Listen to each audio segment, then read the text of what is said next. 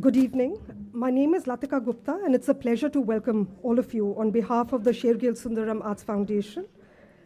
As most of you know, the Sher-Gil Sundaram Arts Foundation, or SSAF, was founded by Vivan Sundaram and his sister Navina Sundaram in 2016.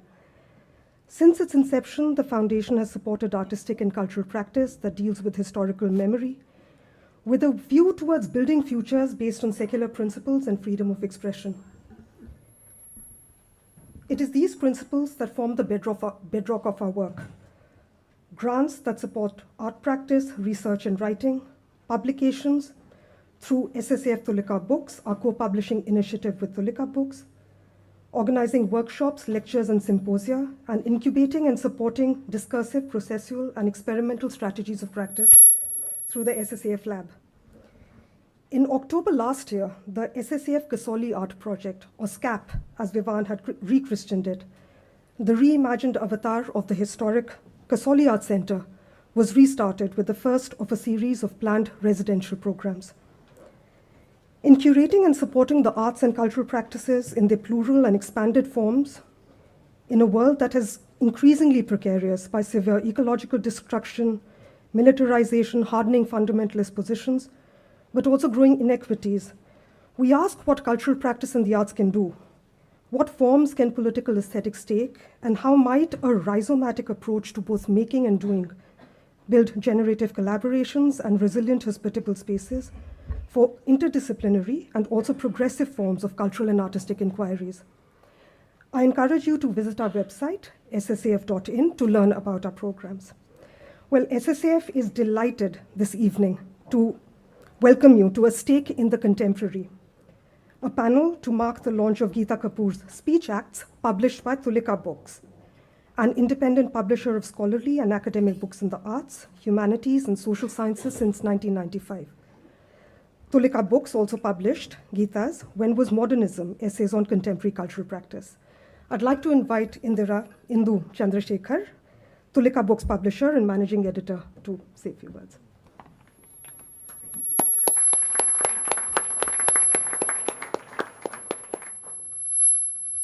Thank you, Latika.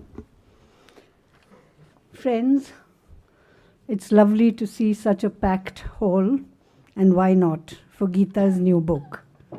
It gives me immense pleasure to be standing here before you this evening at the release of the book Speech Acts by Geeta Kapur.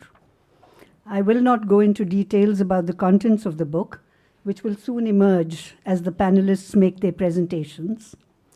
Instead, I would like to use this opportunity, at the risk of sentimentalism, to briefly recall a journey traversed over almost 30 years, building a small but important list, I believe, of books on the arts at Tulika. And to remember with affection and gratitude the pivotal role that Geeta and Vivan have played as friends, comrades, advisors, mentors in enabling this. My publishing association with Geeta and Vivan, of course, dates back even further to the days of the Journal of Arts and Ideas, and the very first art book to be published by Tulika in 1997, namely Contemporary Art in Baroda, edited by Ghulam Sheikh, and with essays, among others, by Nilima Sheikh and Ashish Rajadhyaksha, who are all present here, was on Geeta's recommendation, as it were. It was she who introduced me, a fledgling publisher at the time, to Ghulam.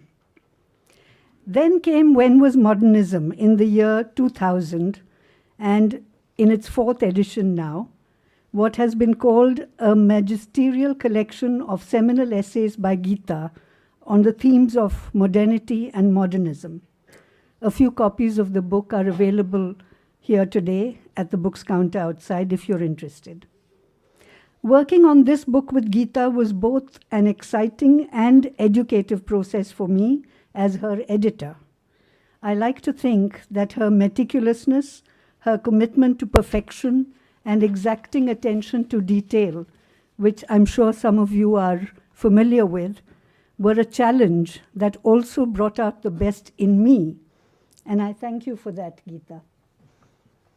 Our collaboration in publishing has continued and grown over the years, and most recently has developed into a co-publishing initiative, as Latika mentioned, between the Sher-Gil Sundaram Arts Foundation and Tulika Books.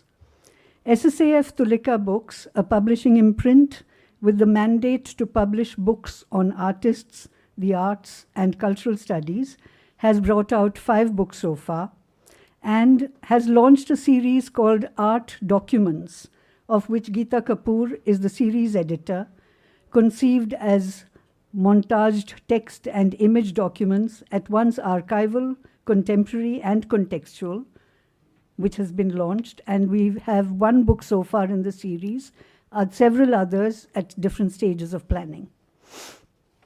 But to return now to the Geeta Kapur Tulika Books collaboration, we are gathered here today, of course, to celebrate the launch of her speech acts, a no images book, much to the surprise of many of you, I'm sure. It is a book of essays, lectures, and interviews by Geeta that reflect her continuing engagement with modernity, as well as the need to identify the contradictions that undergird modernity, and which mark historical disjunctures by tracking cultural anomalies in the contemporary. The themes and concerns that run through the book will be discussed in detail in the course of the evening. But before that, and before handing over to Latika to conduct the rest of the program, may I request the panelists at the table to formally release the book by pulling open the ribbon around it. Should we all rise to our feet? What do we do?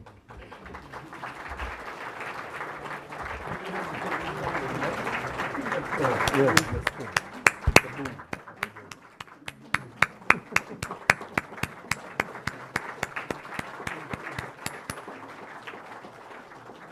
Thank you. Over to you now, Latika, to introduce the panelists and for the rest of the evening. Thank you.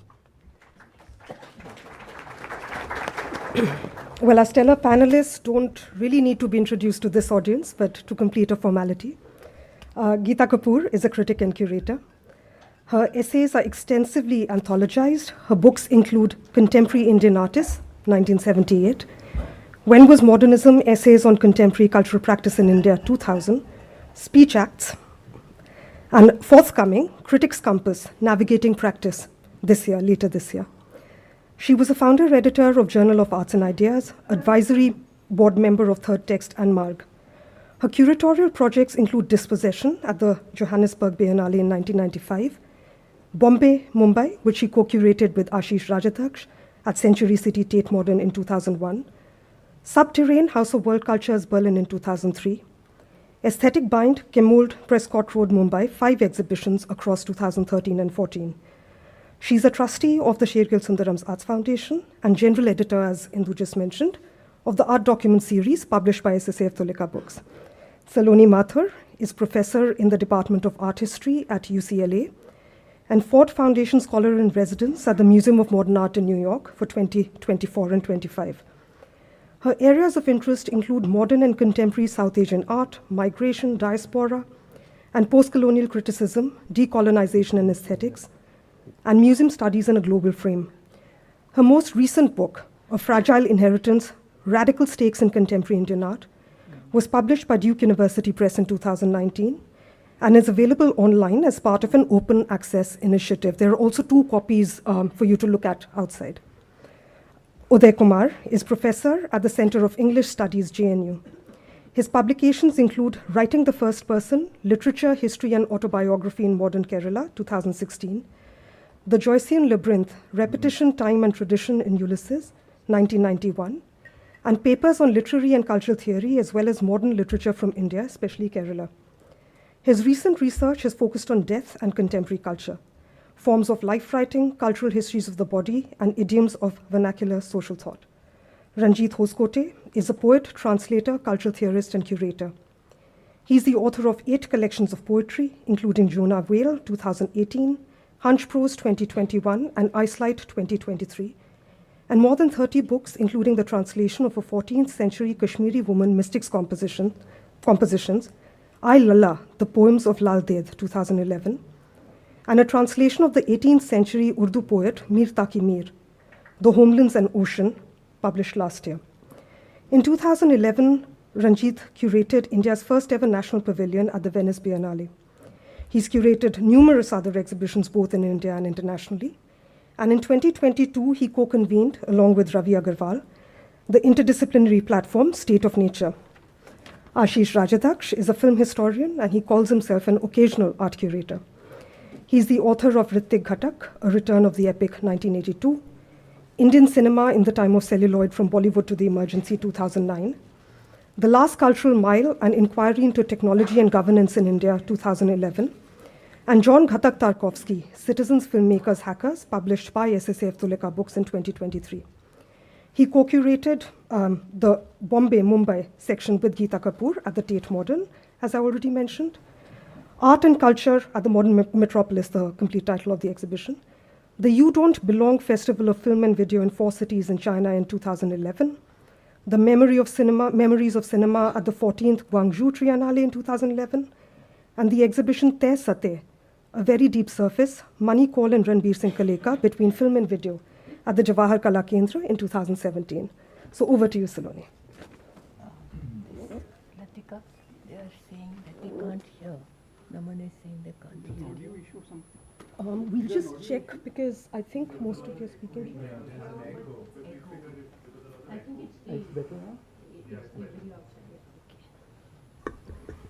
Okay. Are you okay, Naman? Good. We can proceed. Okay. Well, thank you, Latika and Indu. It's an enormous honor and pleasure to be here in Delhi this evening and to be invited to serve as the moderator of this illustrious panel. The occasion, of course, is a very exciting one. The release last week of Geeta Kapur's much anticipated new book, Speech Acts. Geeta is a truly singular figure in the arena of modern and contemporary Indian art. Her writing now spans a period of over 50 years, that is more than half a century.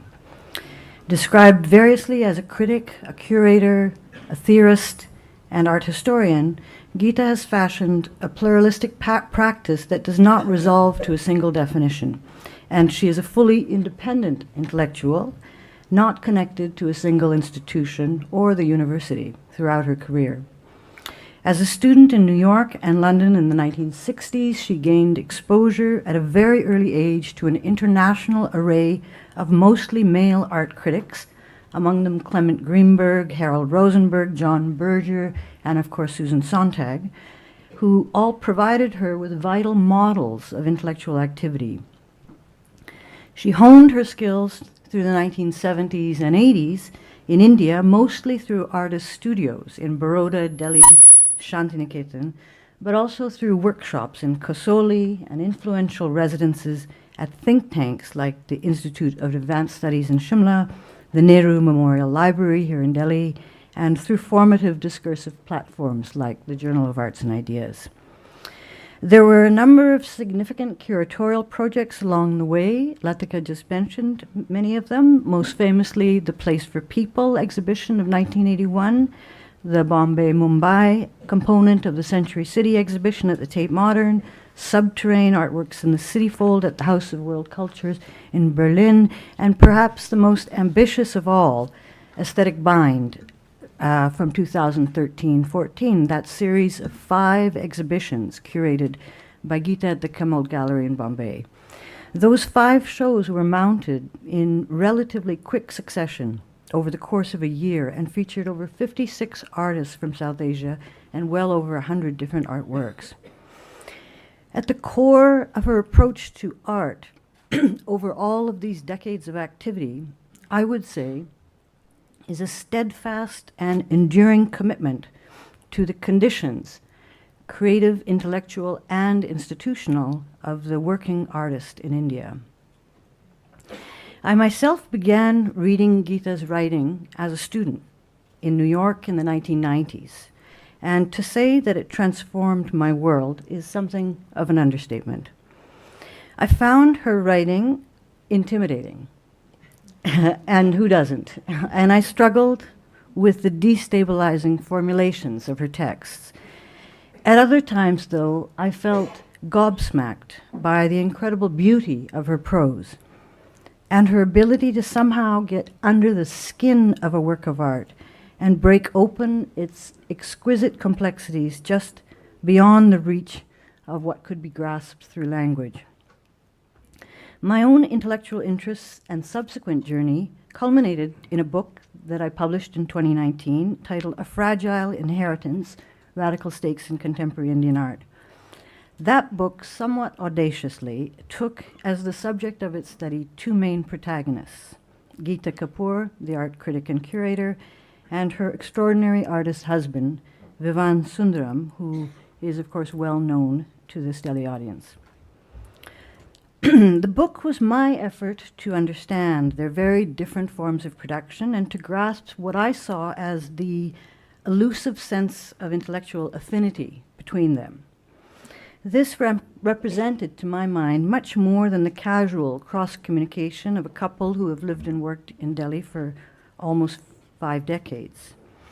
My argument was rather that their very different practices could be viewed as a kind of integrated configuration that took the form of a shared commitment to critical consciousness at work. The American art critic Craig Owens, who wrote about contemporary art in New York during the AIDS epidemic of the 1990s, once described his activities as, quote, writing alongside contemporary art rather than writing about it.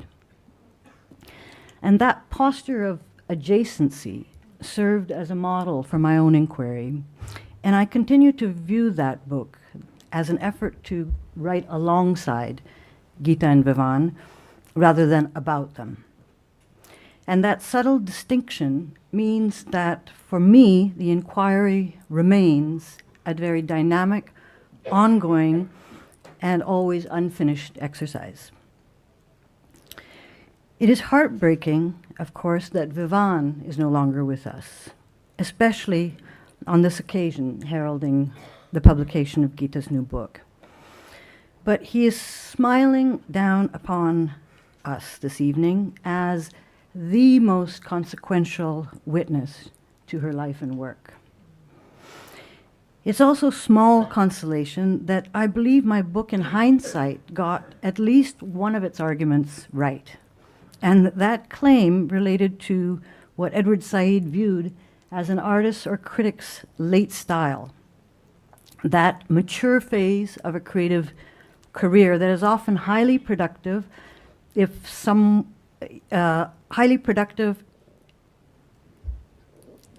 excuse me, I just lost my line. Often highly productive, if also untimely and contrarian, and that comes with a lifetime of skill and preparation.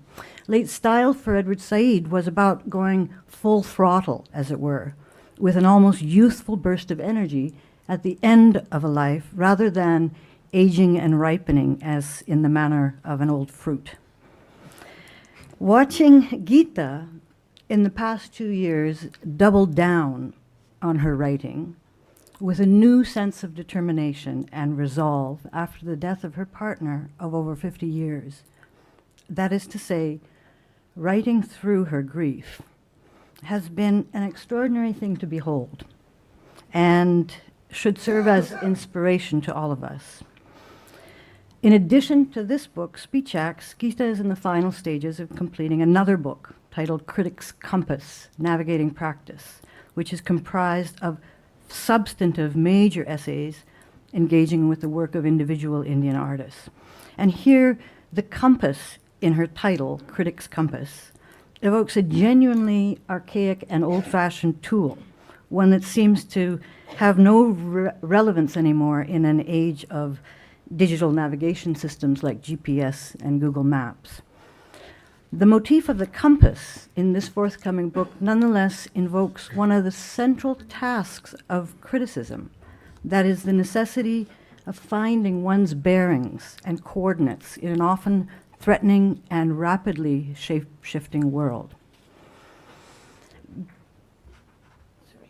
Geeta's titles are often brilliant. Consider When Was Modernism, that title of her collection of essays from 2000 that posed that question without a question mark in the manner of a temporal riddle. The when was part of that equation threw up into the air the idea of fixed chronologies, linear art histories, and modernism's stories about primacy and belatedness. The title of the current book, Speech Acts, is equally rich and resonant. A speech act is a linguistic concept. It usually refers to the way that language gets coupled with action. A command or a request or a promise. These, for example, are all considered speech acts in linguistic theory because they lead to certain functions or actions. In Gita's hands, a speech act also emerges as the everyday work of the critic, signaling her relationship to language and to text more broadly. Her speech acts become punctual interventions, utterances driven by urgency, theoretical engagements that are with and of the moment. They're performative, sometimes speculative or doubtful, at other times persuasive, indeed polemical. The book is organized into 3 sections. 1 is essays, 2 is lectures, which involve making a public address, and 3 are interviews, that is to say dialogues or conversations with specific interlocutors. In this way, the book presents us with the multiple modalities of the art critic's voice, her steady but also shifting and cumulative arguments over time. And the writing collected in the book represents a span of some 25 years, all of it from the current 21st century, all of it following the publication of When Was Modernism. The panelists and I have had the privilege of reading this book in advance, which was published only last week. And I am struck by the agility of our critic across these different kinds of formats. One of the essays, for instance, Proposition Avant-Garde, is actually a manifesto, a bullet-pointed sort of call to arms. Another, Aesthetic Bind, emerges from the massive curatorial undertaking of those 5 exhibitions at the Kemmel, already mentioned. The lectures and keynote addresses are the most performative, in a sense, because they often deconstruct the terms of the event to which Gita was invited to speak by providing counter-narratives or subversive narratives, or in Gita's terms, recursive narratives, which is a more hermeneutic kind of gesture, a more elliptical take on a given situation to reveal its knots and entanglements. In the final section, the interviews, 5 in all, her interlocutors, I was one of them, approach Gita with questions that reflect, of course, our own ways of seeing and intellectual preoccupations. When I was invited to conduct one of those interviews for the American journal October, I remember nervously asking Gita at the time, how shall we proceed? She said, calmly and with great clarity, it will be a dialogue, of course. And indeed, the final text was the result of a detailed back and forth over months and a dialogical process of editing through which the shape of the interview was ultimately crafted. Saloni, your problem is that you take me too seriously, Gita once said to me about a decade ago. And I remember thinking that day, oh my gosh, she's right again. So it may be that I have an issue, but it is not one that I regret in any way, or in fact regard as a problem. Because to take Gita's writing seriously might be better described as entering a problem space, a kind of ensemble of questions and ideas around aesthetics that help us to develop and articulate our own. I know we are all in for a treat tonight because our 3 panelists will soon be entering this problem space zone while prodding and questioning its contours and implications. So before we proceed, a note about the format. I've invited our 3 panelists to speak 10 minutes each, and then an informal discussion. But before that, I wish to invite Gita, our critic, to take the mic and offer a short reading of selected passages from the book as a kind of sneak preview for what its pages hold. So thank you, Gita. You have the floor. Thank you, Saloni.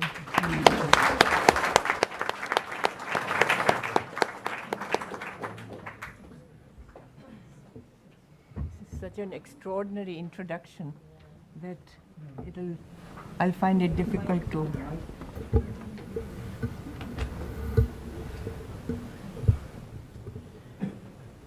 The eloquence seems almost exactly in the place, in Saloni's place. I will now sound like a. Right? Hello, you can hear me. I said the eloquence of Saloni will make things fade after that. I've been completely. I did not actually forestall this, although I know Saloni so well. I'll do a reading, which will be about 10 minutes. I want to start with the acknowledgements and just a few lines from that. This book is dedicated to Vivan. My trajectories of thought have often been set apace by him. I have gained discursive courage from his life and work. Vivan always was my first reader, and strangely a sharp editor. Strange as this is, however, because his own writing was whimsical both in grammar and in ideas. But his splice edits and his delete marks doodled all across the margins of my 2 long essays was in fact the beginning of my being able to share it to others, with others, which is a group of 2 or 3 people who always vetted my texts. Speech Acts developed into its present form after Vivan was no more. Indira Chandrasekhar, editor and publisher of Tulika Books, recognized that these texts interrupt my entanglements with subjectivity and form, my persistent aesthetic, and offer instead a mode of direct address. She suggested I take the plunge and complete this manuscript first, and then continue with my unraveling of artistic labor that I usually undertake.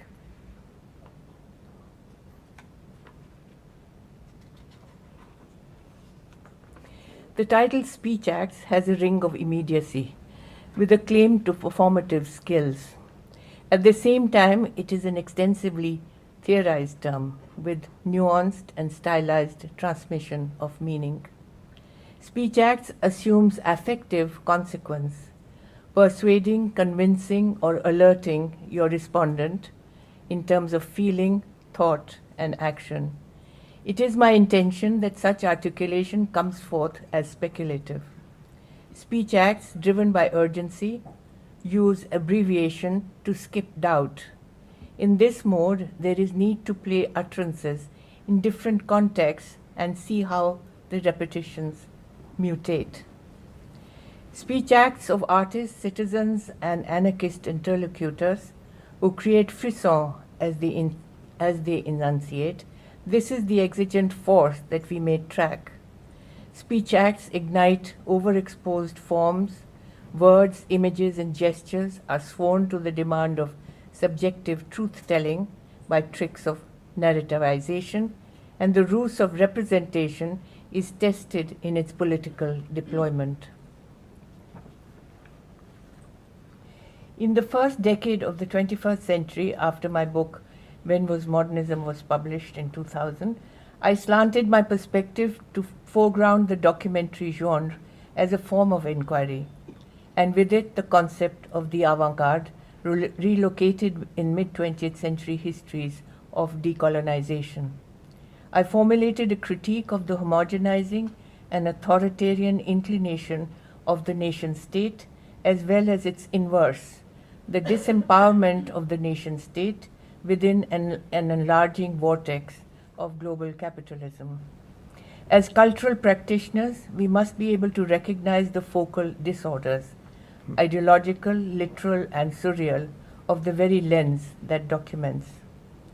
This book of essays, talks, and interviews does not engage with individual artists, in whose thrall I have written saturated but also dedicatedly formalist texts, included in a forthcoming, though impossibly belated and delayed volume titled, as we have already been told by the speakers before me, Critics' Compass, Navigating Practice.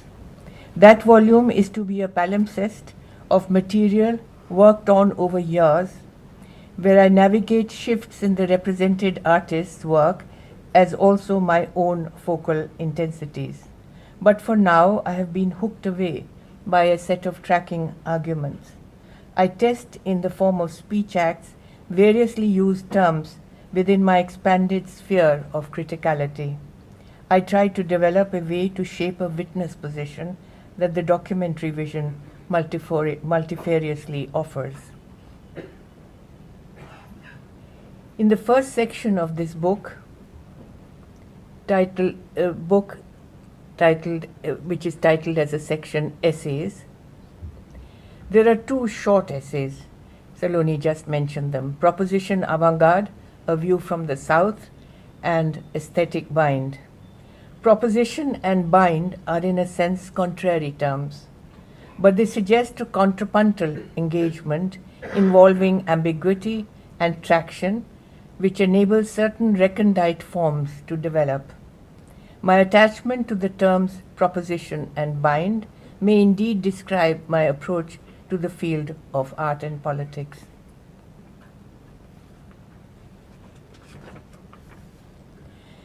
The second section is titled Talks, and these were talks that I gave from about 2013 to 2017.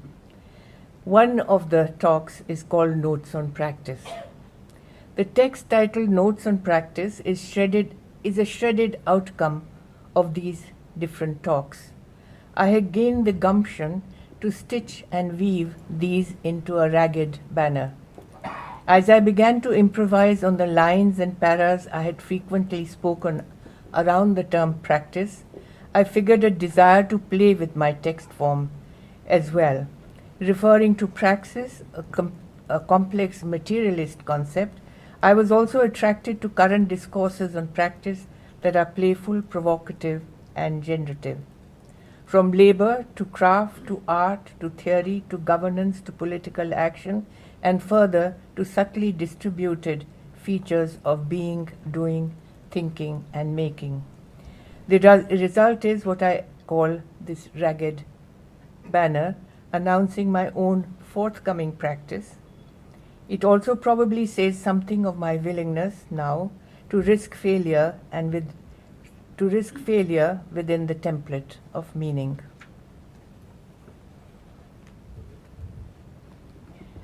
The interview is a form unto itself. You are asked to respond to someone else's preoccupations, and you find yourself inventing new modes of thought and utterance. Everything you say gets an inflection. It even savors imitation of the speech form used by the interlocutor.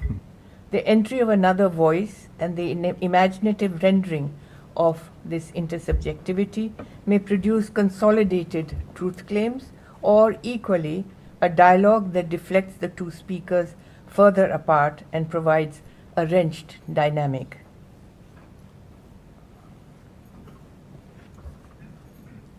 The last,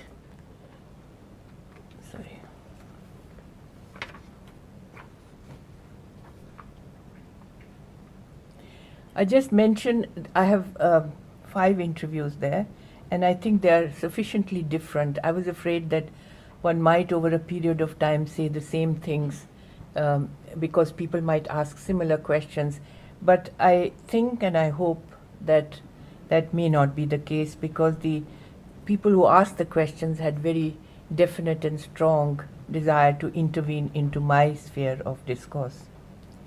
I mentioned my last interview, and that is very recent. It's from 2023, where Ravi Sundaram and Ashish Rajadhyaksha, both together on behalf of CSDS, interviewed me for a podcast as a part of a series they call Speaking Otherwise, a CSDS series of podcasts, Speaking Otherwise. And the interview with me was already titled by them, by Ravi, Speaking Otherwise. No, sorry, Afterlives of Modernism. He decided for me that I was now going to enter the afterlife of modernism. And that was very good because it pushed the dialogue in different ways. Ravi Sundaram used a contrarian vocabulary and suggested that I go to the brink and see where in the worldwide neoliberal contemporary the ruins of modernism stand, and where migration histories and the expanded concept of slavery can be deployed to dramatize capital's devastating regime of disempowerment. We have witnessed very recently the actual dramatization of the idea of slavery in the migration regime of the United States. He invoked Oqui Envisor several times, seeing him as a curator of ideas and artworks that changed the order of things in contemporary cultural discourse. I couldn't agree more, and in fact, those who read the book will find that Oqui features very frequently and in very crucial points of dialogue and difference. Ashish Rajadhyaksha, my long-standing interlocutor, believes that if you are inclined to work with modernism, historically and in the present, your method, even as it may enumerate disjunctures, counts as conciliatory. A real challenge to my discourse. My responses are engaged and emphatic. I appreciate the scraping down of my ideological and aesthetic assertions, even as I continue to ignite them. I'm impelled to see modernism at the stake, but with some of its passion and impunity smoldering still. Talks, lectures, discussions on contemporary culture abound. The terms modern and contemporary, radical and avant-garde, decolonization, migration and diaspora, demodern and decolonial have all become polemical features of art history and in academia. We also find the subject, indeed subjectivity, re-entering the discourse in ingenious ways, rendering experience through phenomenological understanding and with a quest for dialogic articulation as itself a form of praxis. In his book Dissensus, Rancière says, and I quote him, "This means that there is a certain undecidability in the politics of aesthetics. There is a metapolitics of aesthetics which frames the possibilities of art. Aesthetic art promises a political accomplishment that it cannot satisfy, and it thrives on that ambiguity. That is why those who want to isolate it from politics are somewhat beside the point. It is also why those who want it to fulfill its political promise are condemned to a certain melancholy. I would like to believe that melancholy is part of what I, as perhaps many others, understand to be the process of critical becoming, that which recognizes the stutter and wager of subjectivity, produces split vectors of doubt and claim, and places us at the precipice of choice. With increasing volatility driving the contemporary and my own advancing age, the ground trembles, and I find my articulation turn into a confessional device." Thank you.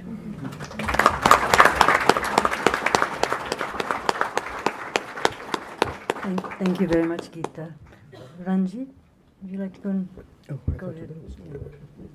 No. You can stay seated if you like. What's that? You can stay seated. I can.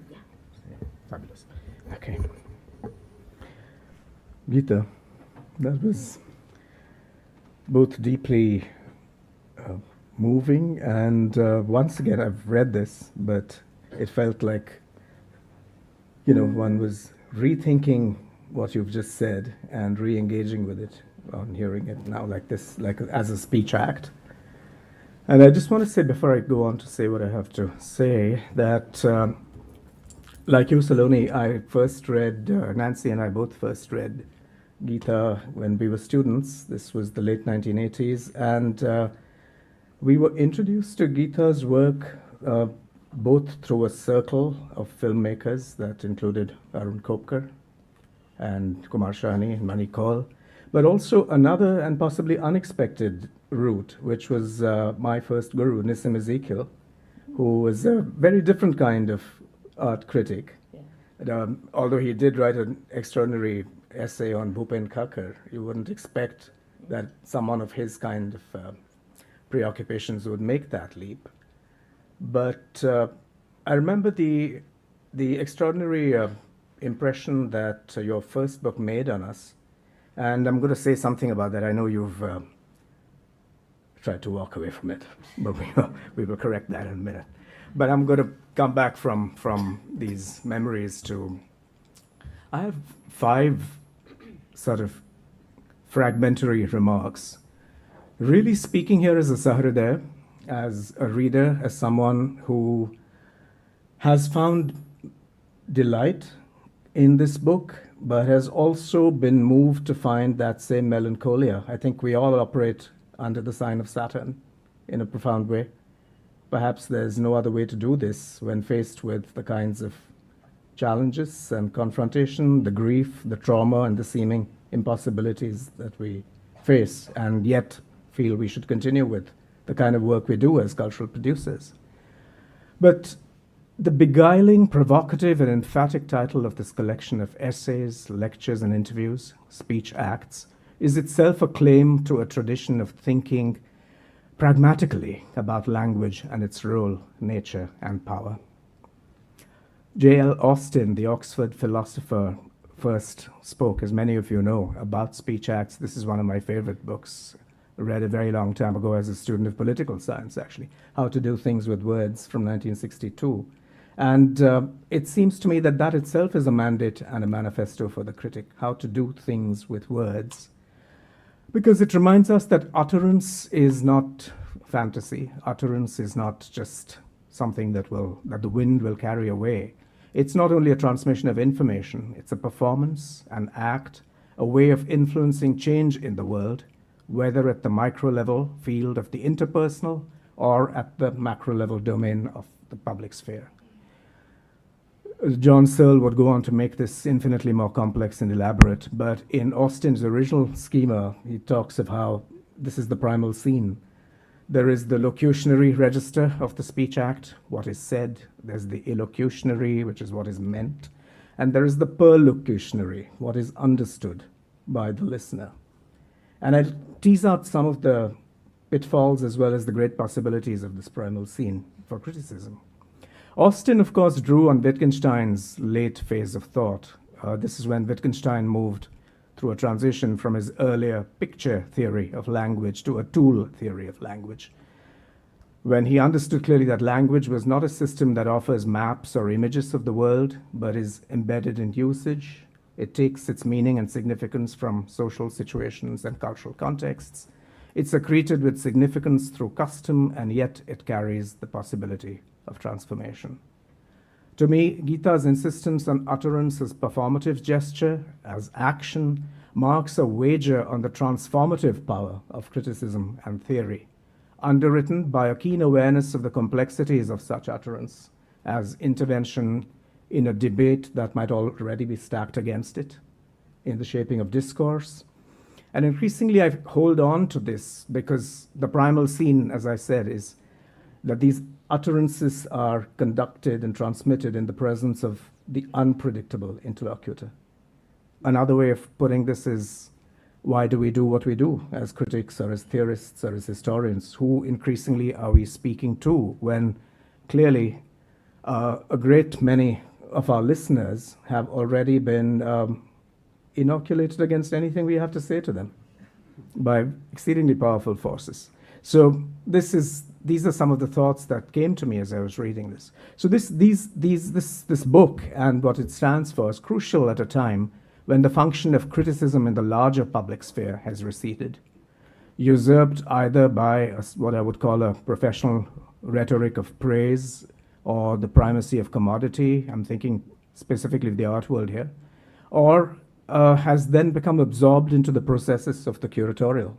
As a practicing curator, I'm not setting up a false dichotomy here between curating and criticism, but there are certain productive abstractions that one arrives at as a critic that one sidesteps as a curator. One has other imperatives as a curator. So can one regain this field of criticism, and who might one's interlocutors be? What might the proper language be? I think these are questions that underwrite this book. I find myself looking back to Gita's contemporary Indian artists, 1978, which she tends to disregard or regard as an early work expressive of forms of reflection and articulation now left behind. Perhaps that way of looking at the individual practice in ways that might be oniric, even whimsical, as you just said of Ivan, might surface again in the book that we're all waiting for as well, A Critic's Compass. But it also speaks to how your journey as a thinker on the visual arts and their larger cultural and material bases has not been linear at all. And it's this non-linearity that I also want to unpack a little as I go along. Although Speech Acts by Design does not attend to individual artists, whether through the biographical lens or through the lens of long-term fascination, residually, Gita's thought remains, I think, premised on a heroic conception of the artist, an agonistic figure who questions the settled and dominant order of the cultural and the political. This forms a salutary call to arms, a summons to a higher purpose, at a time when the artist could be seen to have become a kind of entrepreneur in an art system composed neatly within the institutions, the forms of patronage, and the apparatus of support that late capital makes available at a price. And I'm going to lose a lot of friends here, but be that as it may. At a time when even practice itself, as fluid process, as montage of strategies, as unfolding cascade of choices and actions in time, can be fetishized into product by an insatiable art world, art economy, I find Gita's essay, Notes on Practice, bracing. I also found myself reading and being delighted as a reader in eccentric and unforeseeable ways by this book, and I think that is, to my mind, the strength of a book. In Notes on Practice, I sense the residual presence of the musician, applying herself to her everyday riyaz, the actor engaging with the resources of a shape-shifting subjectivity and a landscape of potentialities and constraints. This is not art as an extreme occasion of performance that is at stake here, but art in the moment of rehearsal, preparation, dancing between the material basis of artistic labor and the potential for changing itself and the world. I was happily surprised with my taste for archaism. I was happily surprised to see Anand Kumarswamy cited here. You flag akinchana, self-noting, the self-negation of a certain kind of ritual practice. How does one lose oneself in the rituals of technique, of making, of poiesis? Yet also in the same moment, Gita, you gesture towards practice as maximalist desire, in its surging ability to try its hand at alternatives, its curiosity, its refusal to be bounded by program and protocol. And I think in that way you urge us, although that might not have been the dominant intention of Notes of Practice, you actually invite us to look again at craft, at skill. It's not about mastery, it's actually about curiosity and about adventure and, as trying your hand at different things. I think that the mark of the making hand is strong in that essay. And as you get to the end of the essay, you talk about how practice for you is a way of navigating between means and ends in a way that underscores the granularity and the particularity of means, while simultaneously shaking up the universalizing import of ends. Ends and goals tend to weigh on us in a teleological way. Means and practice tend to liberate. They have an emancipatory potential. So this grounds us in a way of thinking about art and even of language through the pragmatics of actions, consequences, surprises, shocks, epiphanies, the accomplished image, and also the pentimenti that it leaves behind. At the end, you quote Susie Tharu, who says, "Live with the means." And I think really in that essay, as elsewhere, but in that essay particularly, I certainly found that you were breaking down the dividing line, at all times blurry in your case, between artist and critic. So I want to leave that thought there too, about what kind of art form is criticism. I think there's definitely an argument about that through the book. I also found myself picking out a glossary, particularly because many of these terms had been or continue to be important to me in my own practice as a writer, as a poet, as a translator, and also someone who thinks about the visual arts. I have always been struck by your choice of conjuncture, which to me comes out of a student life devoted to Western Marxism. I think of Althusser here. It was Althusser who picked the notion of conjuncture to mean the balance of social forces at any given time, and how the intensity of those contradictions is what might either create chaos or bring forth some unprecedented political or social change, revolutionary change. So that notion of revolutionary change, again, is a tide that laps at the edges of your pages all the time. A heterotopia, again, Foucauldian notion of something that is neither utopia nor dystopia, but a liberated zone. I think that's part of your glossary, and it's again something that we all struggle with. How do we build these ephemeral zones? Sometimes through the exhibition, sometimes through the book, sometimes through community. But again, it's something that haunts your pages, I think, and greater force in these days. And the avant-garde, on which we have disagreed in the past. But I'm struck by how, to you, it is always a counterpoint. It retains its hope. You think about how to recuperate its potential for achieving what you call a frisson between poetics and politics, allowing newly radical and anarchic articulations to emerge. And this is not the route that we all know. I mean, how do we come to theorizing the avant-gardes, the historic avant-gardes of the 20s, the neo-avant-gardes after the World War? Somehow it's not this, of which Robert Storr once said, give that term back to the French military. You know? But perhaps not yet, because your sense of the avant-garde actually calls on other kinds of continuities. Continuities, although mutated by response to changed global realities, reach back into your very early writing, published in Vrishchik. I don't know if you want to disown that as well, Gita, but clearly not.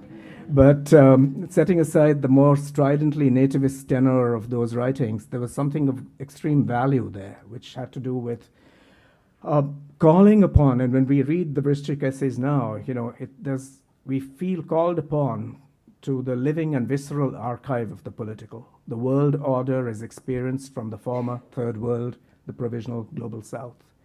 It's a way of acting against the teleologies of the global north. It's a way of reading against the grain. So this counterpoint, these avant-gardes for you, and especially this comes out in recursive narratives, the keynote from the Haus der Kunst.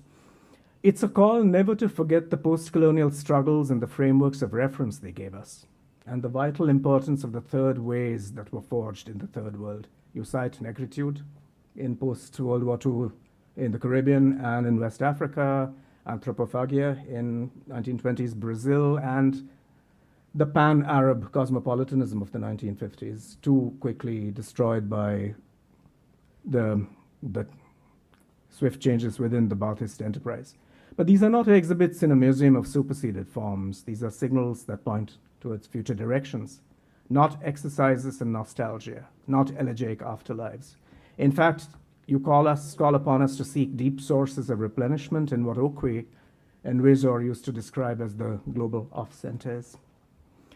And I think this is crucial because my eye fell on this sentence, and it couldn't have come at a more, not quite opportune, but more tragic moment.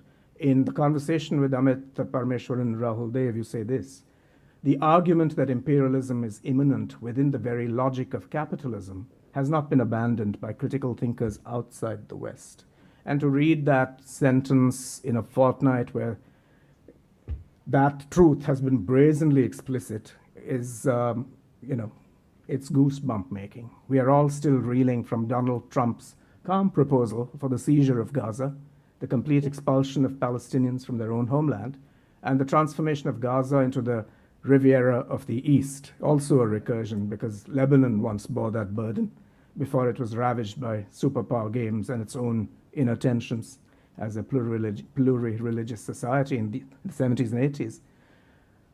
That marks really the logical conclusion of the creation of Israel as a Zionist state premised on the annihilation of Palestine and its people in 1948. So what Trump is now enunciating is really the terminus of the Nakba.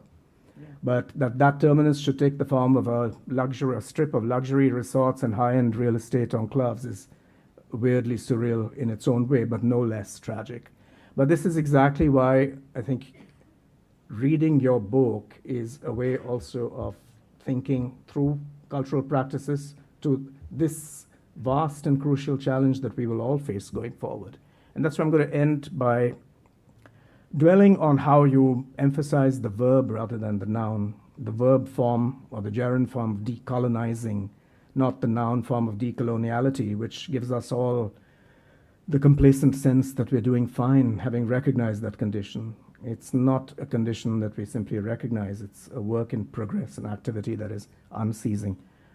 Thank you again, Gita, for your absolutely marvelous work.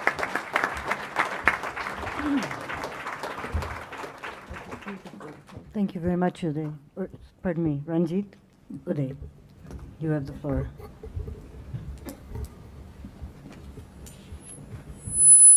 Yeah, thank you, Saloni. And thank you, Latika and Indu, for inviting me to join this conversation. And thank you, Gita, for writing this book. Yeah?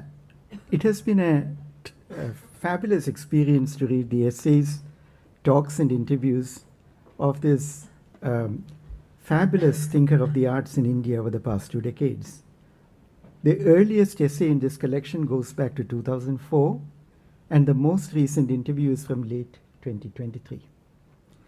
I suggest that Gita should be read as a thinker of the arts. Just as Gita's writings have used diverse genres such as essays, talks, and interviews, she also inhabits the positions of a critic, curator, historian, and theorist. These genres of speech and action also enable different avenues for entering and intervening in the world. Gita has named this collection Speech Acts, which many people have commented on already, which foregrounds the status of these pieces as acts of saying which take place within the terrain of language. But more specifically, it also refers to their status as speech acts in the philosophical sense of the phrase, which Ranjit glosed just now. These are actions where categories such as the will, intention, force, and affect are in play. What's interesting is that this is another dimension of the speech act, you could say. It has a particular kind of address. It seems to be performing a particular kind of action. But at the same time, it may also be accompanied by a kind of internal conversation, which is silent, which is not out in the public domain. And reading the book, I have been struck by that internal conversation, which we are not really listening to directly, but we are overhearing, so to say. Speech here does not work as the expression of previously settled thought, but as the very theater of thinking. This gives a meditative quality to most of the texts in this volume, regardless of their exterior form. Perhaps it is this dimension of the speech act that Gita indicates by the word speculative. We need to consider this model feature of her writings alongside her attachment to the terms proposition and bind, which she cited that passage from the introduction, which she says there may indeed describe my approach to the worlds of art and politics. the juxtaposition of proposition with its assertorial force and bind with its contradictory pulls, which cannot be resolved or renounced, opens a space for speculation and reflection. What is the nature of this bind? It appears as an aesthetic bind, of course, in the name of the exhibition, but also as a concept in the text, an impossibility of leaving the inscrutability and silence that characterize the experience of art, and the inescapable dimension of the political, which is about understanding art as part of our historical life and assuming a partisan subject position in the political field. Propositions are forged and wagered from within the space of this bind, and in Gita's writing, there is a courageous embrace of the risk such a position involves. This takes the form of a sharp charting of the bind in some essays, a clear statement of hesitations, and a fearless rethinking of earlier propositions when necessary.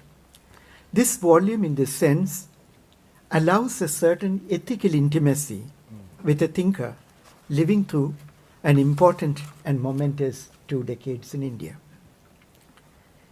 The paradigmatic point of convergence or transition between the worlds of art and historical life for Gita has been the avant-garde. This appears not only as an object of historical invocation through references to the political vanguard and utopian art practice of the early years of the Soviet Union, but also as a recursive imperative for reinvention. What can repeat the transit between art and life and serve as the avant-garde in later times? The first essay in the volume, written against the background of the hopeful moment after the 2004 elections, turns to the independent documentary form of the cinema as a site of this and as a form of inquiry into the present. The documentary gaze for Gita is not one of neutral witnessing, but is multi-layered by virtue of the historical, allegorical, and the subjective. Gita called this essay a cultural conjuncture in India. Interestingly, in terms of semantic core, the word conjuncture has affinities with the idea of the bind and binding. And Gita brings into the idea of the conjuncture something that moves in the opposite direction, the idea of disjuncture. One may see this as indicating a discordant togetherness, that is, things which are held together by their discordant mutual embrace, so to say. Yeah? They cannot get away, they cannot fuse. Yeah? Yet this also indicates the historical moment as not entirely bindable, as prone to flight and alteration. I found this sensibility towards the historical moment as a multiplicity, held together by disjuncture, fascinating. This, for me, gave some access into Gita's repeated theoretical speculations on historical categories, especially the modern, the modernist, and the contemporary. The chapters in the volume have come out of Gita's long-standing and deep engagement with these categories as a critic, as an art historian, and as a curator of several globally important art exhibitions. It is inadequate in some sense to call them theoretical speculations, as they come out of her distinctive trajectory of practice. Reflections on practice punctuate some important moments in this book. Gita read out a couple of sentences there.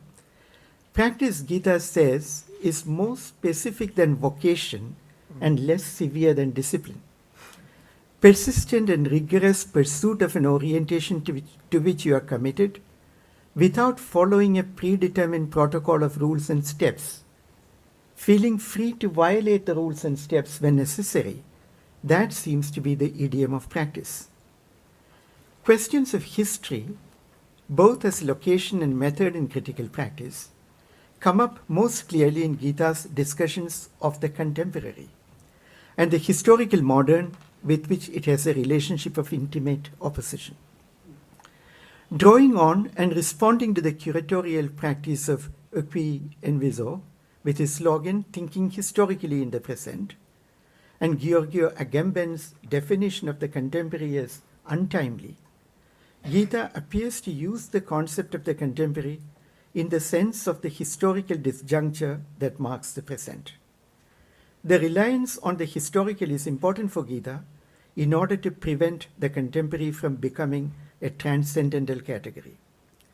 This also allows Gita to stage the contemporary as a site of a bind in relation to the category of modernism. And that striking sentence which Gita read out, I am impelled to see modernism at the stake, but some of its passion and impunity smouldering still. It is perhaps the sense of witnessing and living in relation to the smouldering body of modernism that defines the specific valence of the contemporary. Gita's invocation of anachronism, recursiveness, and haunting give us some clues into her refashioning of the concept of the contemporary. Each of these tropes refer to historical narratives and templates to place them under suspension and open up a different and more complex plane of temporality. Gita's use of metaphor and adjacence as curatorial tools for drawing on and disrupting chronology and art historical narrativity may find resonance with this. I was particularly fascinated by the theme of haunting, which appears in the book, first in the context of the subjects of death exhibition in aesthetic bind, in relation to unhomeliness and exile. It comes up again in the interview with Rakhi Balaram, who asks, "What haunts you, Geeta Kapur? What to you has been the overlooked aspect of Indian art in your time?" Haunting, we know, is linked to questions of justice. Some unfinished business where injustice has not been assuaged, where wounds have not healed. Spirit possession involves, as the anthropologist Kalpana Ram pointed out, making one's body into a home for an injustice that cannot find accommodation in the space of social memory. To be haunted is to live in a space where there is the obligation to bear witness to things which one cannot see or speak about. Now, interestingly, Giorgio Agamben characterized the contemporary as the ability to see the darkness in the present. Yeah? Here, darkness is not the absence of light, but a light that does not reach us, as stars are moving away from us fast. This could be an image of haunting as well. An aesthetic of the contemporary means a spectrography which can document that which cannot be seen or said. In her response to Rakhi Balaram's question, Gita says, "What ultimately haunts me is what haunts all of us in India today." She points to the exponential rise of fascism, violence, hate, exploitation, and a ghastly cunning, and the grotesque forms of abuse that have been secured on both the civilizational and national planes. Today, Gita says, the citizen is precisely the category where what is ethically endorsed for a self-governing individual is politically betrayed. Speech Acts begins with the delineation of a cultural conjuncture in which the citizen was an integral, vital component. In the interview, I mentioned the citizen has become a site of political betrayal. As we move through the book, we also bear witness to the unfolding of this betrayal in the last 2 decades. Can the citizen any longer be the anchoring point for thinking about art and politics in contemporary times? This is a question which comes up. As we know, the political space that secures the rights of citizenship is itself a space of exclusion and haunting. An early instance of this came up in the paradox of human rights, where the guarantee of human rights involved the prior securing of citizenship rights. The space of citizenship is haunted by the refugee, the migrant, the displaced, the destitute, and the oppressed, who have all been necessarily produced by the political space as its obscure penumbra. We witness this the world over, and in India too. The normative status of democracy seems to have eroded, and majoritarian indifference and cruelty have become respectable. How does this change the space of art and of thinking about art? Now, there are other things which come into the interview, like in the interview with Ravi and Ashish. Ashish speaks about the situation where practitioners of art are putting their body on the line. Yeah?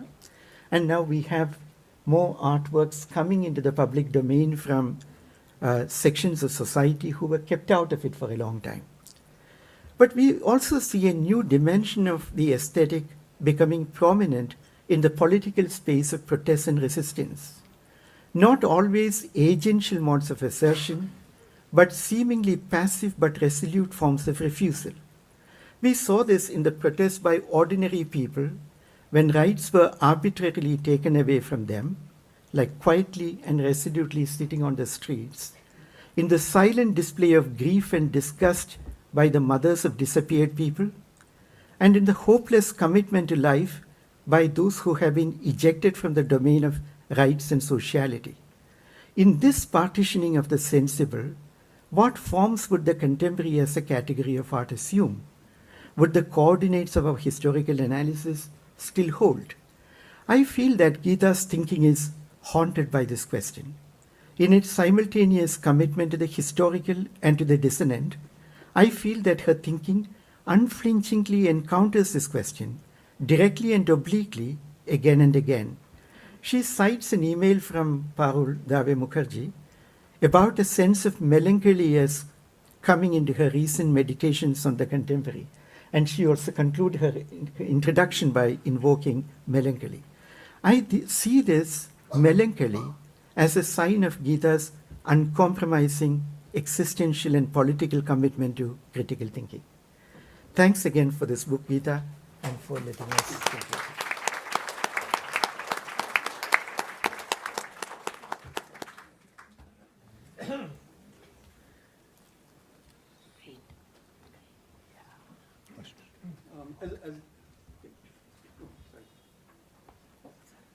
Well, as the last speaker, I think I get the opportunity to also maybe initiate the discussion and maybe even to sort of, if I can, pick up on some of the comments that have been made by both Saloni, Ranjit, and Udaya. I mean, since we are into thinking of nostalgia and past and history and so on, I should say that I probably know Gita longer than both Ranjit and Udaya. And it really goes back to I've sort of often said, this particular day in 1981, on the opening day of the Place for People exhibition, when I met Gita, on the same day as I met Biman and I met Sheikh, and I met Bhupen, and I met Sudhir, and I met Nalini, and I met Jogin. And in a sense, the whole world changed. I mean, there was something really dramatically epic about that. A, because I'd not seen art like that before. B, because I'd not heard art talked about like that before. This was genuinely new to me. I mean, Ranjit mentioned film and Kumar Shah, that was my world. So in a sense, to move into this kind of space was something that was new to me, and in a way, it has been that kind of an experience. It's been sometimes a situation of I agree, quite often a situation of I don't agree, like Ranjit. I don't know where this is, where you're going with something. And very often a situation of, let me think about it. When Gita makes a presentation saying, this is something that I really need to think about. I mean, Gita mentioned the fact that there is this essay, this conversation that Ravi and I had with her, and there have been other places in the book where I mentioned. So I am very close to that book. I have been, in a way I should say, familiar with, as an interlocutor, to use Gita's words, over the years and decades with both Gita and Biman. And so I've known these essays over the last 20 years, and I thought I knew the book, but when the PDF came in, which was very important actually, because the PDF is text searchable, a big deal. So you can actually look at conjuncture and frisson and actually say how many times it's appeared. Yeah, you can, and I actually also read it with liquid text. So keeping on pulling texts down and then seeing what could make of it. That was in a sense how I chose to read it. What happened was that I decided I would read this book as though I was reading it for the first time. I decided I would estrange myself from the book and read it afresh. A, because, as authors, we do know that when a series of essays that you think come together, then the sum of their parts becomes larger than the total, or whatever the phrase would be, at least becomes different. And indeed, this is how it was. This particular book became sort of a new thing. And I was actually encountering a Gita which I didn't think I previously knew. This was a new Gita. Something else was going on. And I want to actually both celebrate and interrogate what this is. What basically was, if you want the quick summary, is that Gita speaks with a directness, as though she's sort of putting her chips on the table, saying, okay, this is it, this is where I am, this is what I want to say, which I didn't think I'd encountered quite in the way that it came across to me in this particular assemblage that was there. So at one point of time in the book, Gita argues forcefully for what she calls a de-inventorizing of social conditions. And they're going to say, okay, now what is that? De-inventorizing of social conditions. I should also say, by the way, that as I got into this particular writing of this two pages, I realized that I had a great deal to say. And I think there's 10,000 words in the pipeline somewhere for me. And I think I'll be able to get into this really. It will be a very long kind of an involvement, but I think I'll be able to come to terms with something that Gita has been about. She talks about de-inventorizing mainly because she wants to reverse a certain kind of art sociology that produces political and moral responsibility through a kind of an inventory of social conditions from which the responsibility of art will emerge. Yeah. Okay, she doesn't like that. She wants to reverse that situation, and she will do this by looking instead at situations where, I quote her, subjects interpolate themselves into contexts through ingenious maneuvers. I had to look up the word ingenious, text search. Ingenious maneuvers and blast them open. Interestingly, the example she gives is that of Ritvik Ghatak, but the example I want to give is that of Geeta Kapur, who conducts ingenious maneuvers and blasts them open.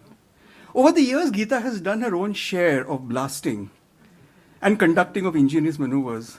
For Gita, as Saloni put it, she gets into the skin of the art. She speaks of the art object as crucial, as something that guides her, gives her navigational compass. Another phrase that she's been using much more. Even though it is sometimes the case that the art's own struggle to survive may have no more than a faint awareness of the kind of work that she sees it do. Art becomes a way of, I quote her, apprehending the world, seizing it. She is, as though, I quote her again, inside a bristling cocoon. Cannibalism, incarnation, embodiment. This brings into my existential disposition a capacity that is almost as if surreal. In Speech Acts, she extends this into, the title of this event is A Stake in the Contemporary. It actually becomes a stake into the contemporary itself. We're not talking about art objects. She's talking about the contemporary and her stake in it. And this is what I think leads to a certain problem for me, which I want to tease out because it's very important for me to be able to do that. On the one hand, Gita says, and she says this again and again through the book, she is, I quote her, the proud legatee of this particular order of consciousness that emerged in the wake of decolonization and the hypothesized and rightfully valorized formation of the Third World. So decolonization, Third World, these are terms that Gita will proudly use and continue to use.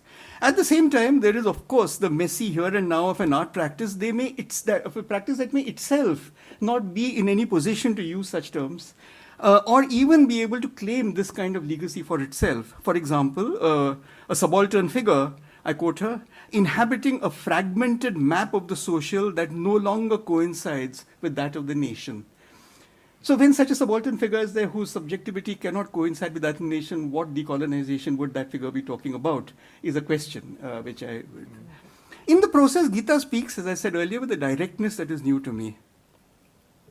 She speaks of the contemporary as being, in a major way, a means of reinforcing the post-colonial with an avant-garde discourse. So reinforce the post-colonial with an avant-garde discourse, or as she says elsewhere, I believe post-colonial cultures have a special role in working out a revised understanding of canonical definitions.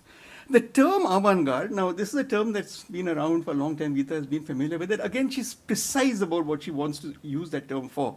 The term avant-garde helps mark such conjunctural moments when disruption and breakthrough are apprehended together and at once, And where the utopian claim is in fact a call for artists to mine history with different tools, poetry, allegory, counter-narratives, retrieved archives, formal reconfiguration, byways and returns.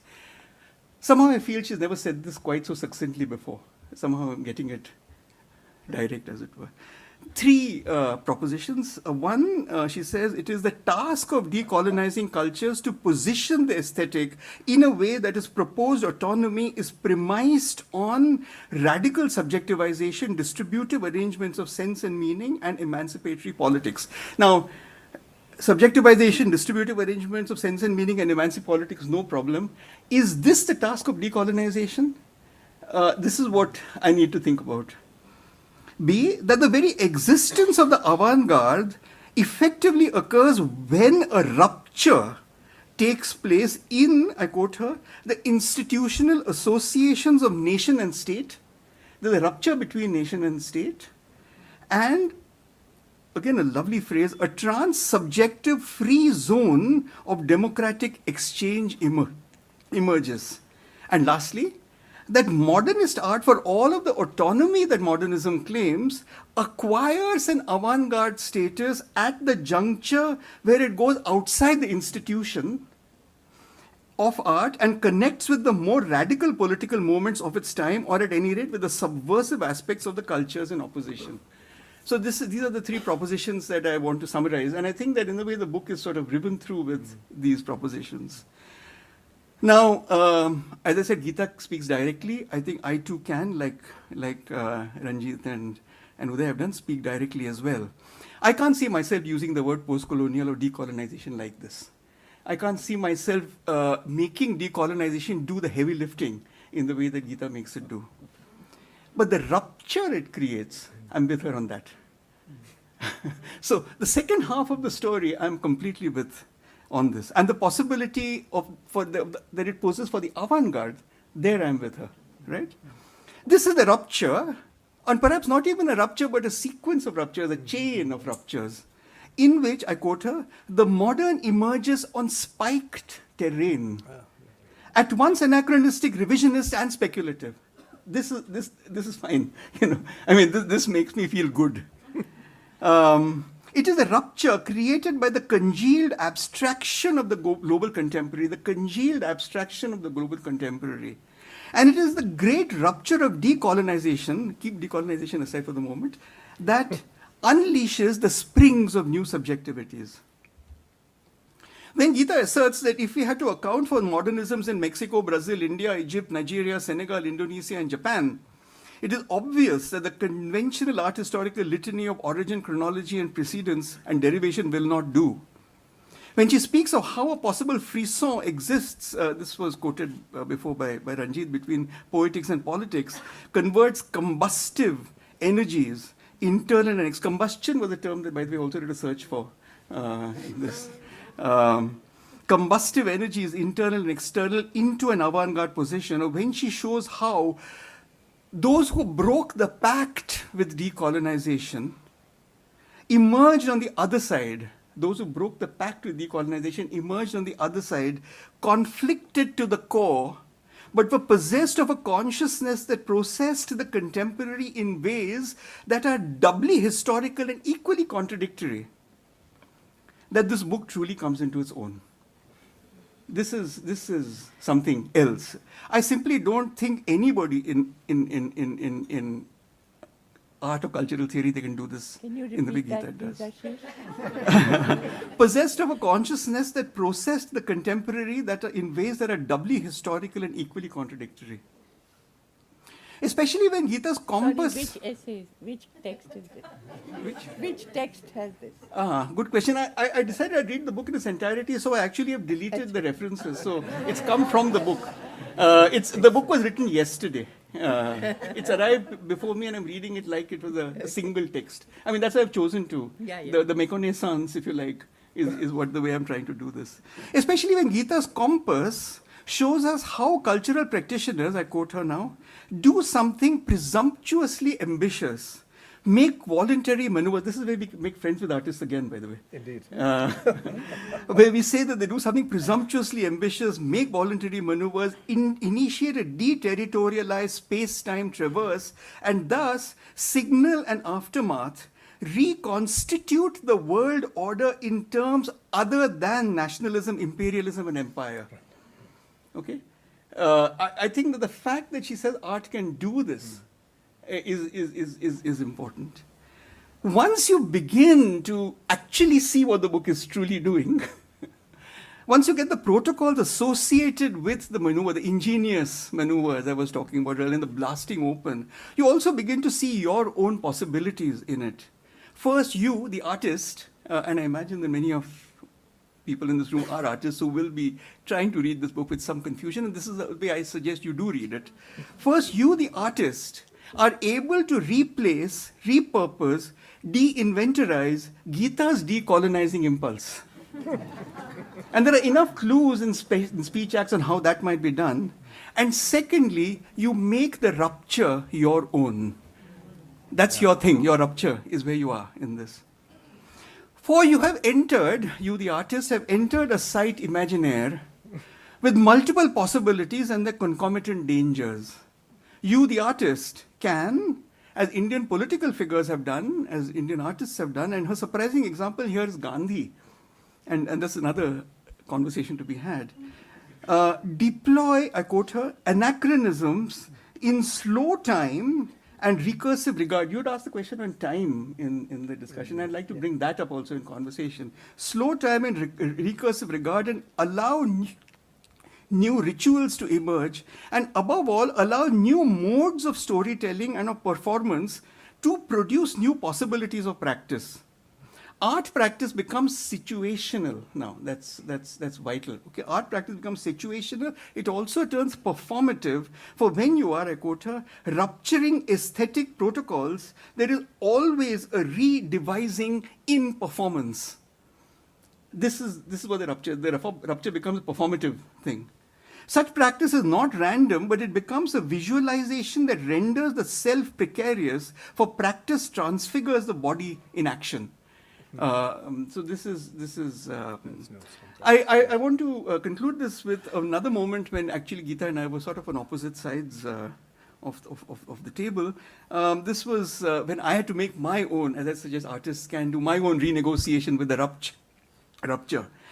In the late 1990s, cultural studies came about in India. As we all know, it was a kind of a controversial, contestatory, defiant, aggressive discipline, and of course it got the blowback that such aggressive moves, especially in the social sciences, typically receive. Gita, too, at that particular moment, and this is a kind of a conference that happened in Hyderabad, organized by Suzy Tharu, and this paper was called "Is Culture What Artists Make?" And becomes a kind of an ancestor text to the cultural conjuncture in India. So, in fact, some of the text comes into this book. The relentless emphasis on popular culture with cultural studies was something that Gita wanted to resist. She said, I mean, on the one hand, I think Gita acknowledges that there are elements in the move into culture. By the way, notice that Latika was using the word art and culture.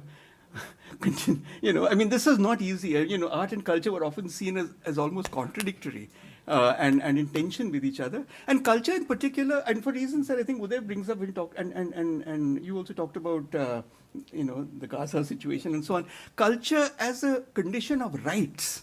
Cultural rights is something that cultural studies brought into being, and I suspect that culture as rights was not something that was really discussed in India until that time. I mean, we of course know the Constitution of India, as Upendra Bakshi points out, actually doesn't have a theory of cultural rights as such. It actually is integrated into social and economic rights, and it's seen as a lower right, as it were.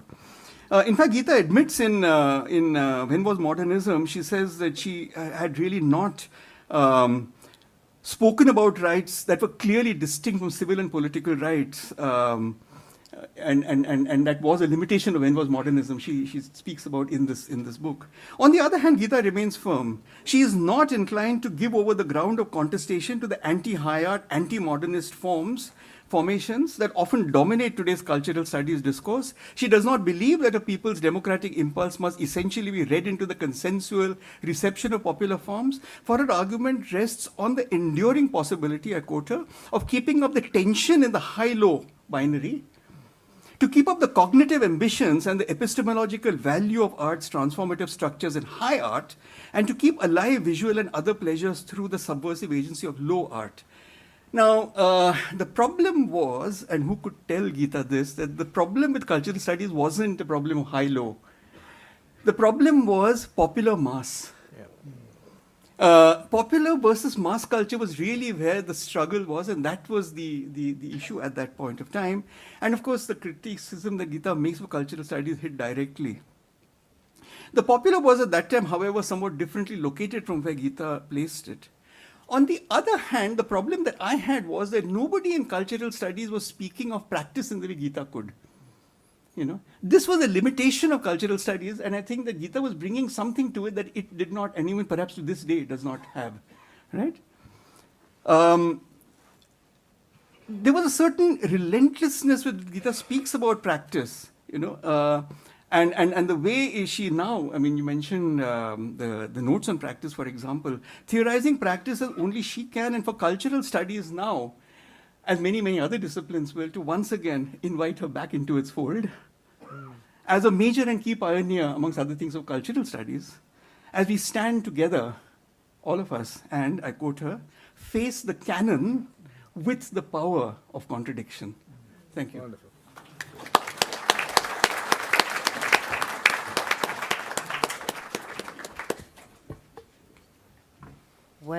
Well, can you hear me?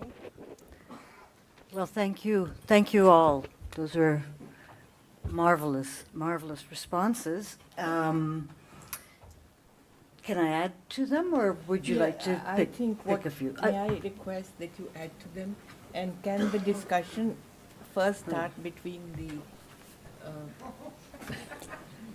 the speakers? Because Okay. I think you can imagine how completely Over- knocked over I am. I will need little. Okay. Little. Is that what haunts you, Geeta Kapur? Yes. Okay. Well, I thought maybe one point of entry for you might be this idea that Ranjit presented as, Gita's glossary.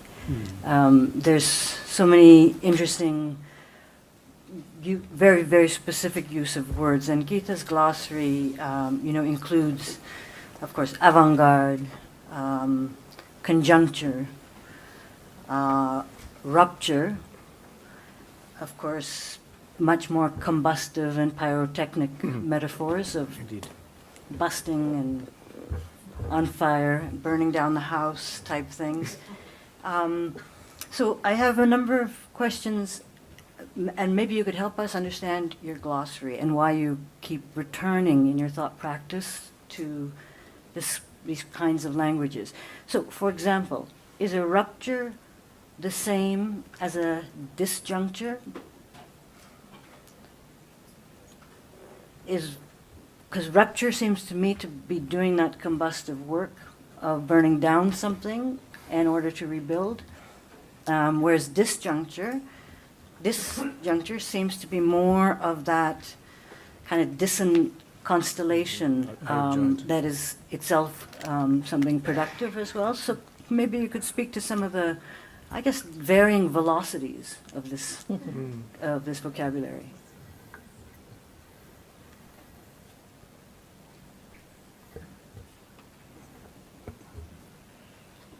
I have actually realized the degree to which I use these terms after hearing my interlocutors, and whether this is. I hope that this is not a kind of dramatic, performative way of writing that does it. I hope that there is, after using these words, that there is enough argument before and after that has. That is more analytical, and that is more persuasive, and that seeks a different form of discourse than what, to my mind, cultural studies provides. That these terms are much closer to my mind to practice, to the artist's practice. Sure. And that, I think that I draw these terms from the way artists work. And in fact, all theorizing that I do, and I say that again and again in this book, comes from artist practice. And artist practice for me is not, again, a relatable, not something that I relay in my discourse. It is actually embodied in me. I'm not an artist, and that I would not assume to have the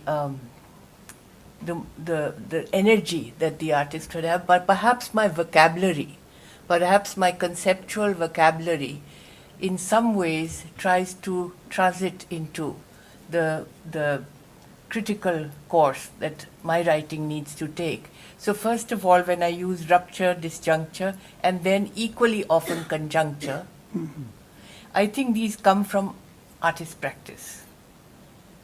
Maybe I'm taking for the moment in speaking now a slight shortcut, but perhaps at a longer, in a longer presentation on this, in fact, it invites me.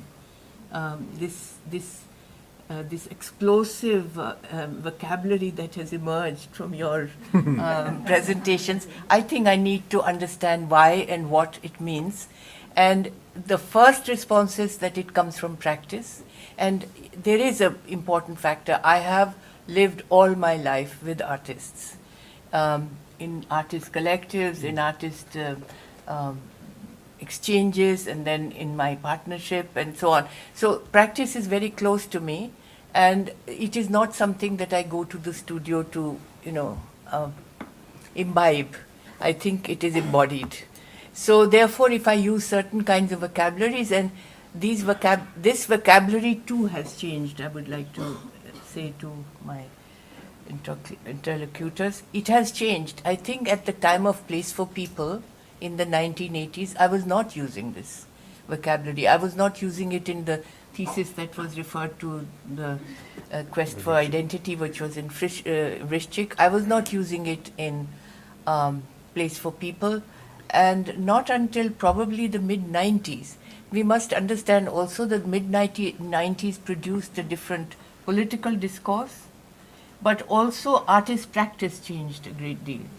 And so I think that I was following through the actual changing aesthetic as well as the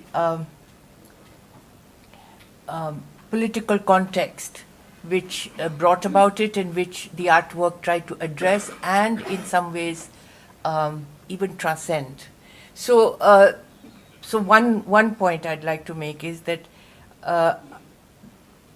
in all art practice and in certain art practices of certain artists, these words are very important. And the idea of conjuncture then becomes as much to me an aesthetic category as it is a political category. Conjuncture then is what comes together to either become sublime, if I may use that word, or explosive. So, so one point is to be made about the root of these terms. The root of these terms also, if I may say, comes from a rather limited and minimal understanding of Marxism. That I would not, I mean, the idea of the dialectic, the idea of the the kind of change that is brought about by contradictions. I think that definitely that would have. I am not able to speak in convincing or committed way of Marxist theory in art, but I have read most of the art historians and critics that have used and are themselves Marxist, and therefore this vocabulary would also come out of a certain kind of art history and art criticism, and that would be subsequent to my training, which was the first training I had in art, which was in the early 1960s in New York. where I had as important figures, not directly teaching me, but very present in the environment, were Clement Greenberg and Harold Rosenberg. So I had the American critic, with a capital American critic, as the context in which I began to study art and to understand art. But by the mid-60s and late 60s, particularly when I went to London for another academic break, I think by that time I had understood via Berger, but also my own mentor, Peter de Francia, who many Indian artists have known and studied with, that there was in the vocabulary of criticism the possibility of creating that what has been brought up very often, the rupture that is created by decolonization. Post-colonialism does not engage with this rupture or disjuncture, but decolonization does. And we have enough examples of poetry, for instance, across from the Caribbean to from South America, from the Caribbean into Africa, and to a degree in India, that actually works precisely. Its poetic form is that of disjuncture. It speaks about it, and it also uses the form of this break in time.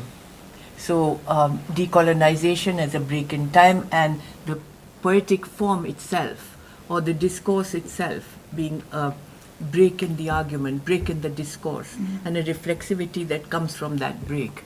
So I would say practice, art practice, and therefore aesthetics, and the use of the word from disjuncture to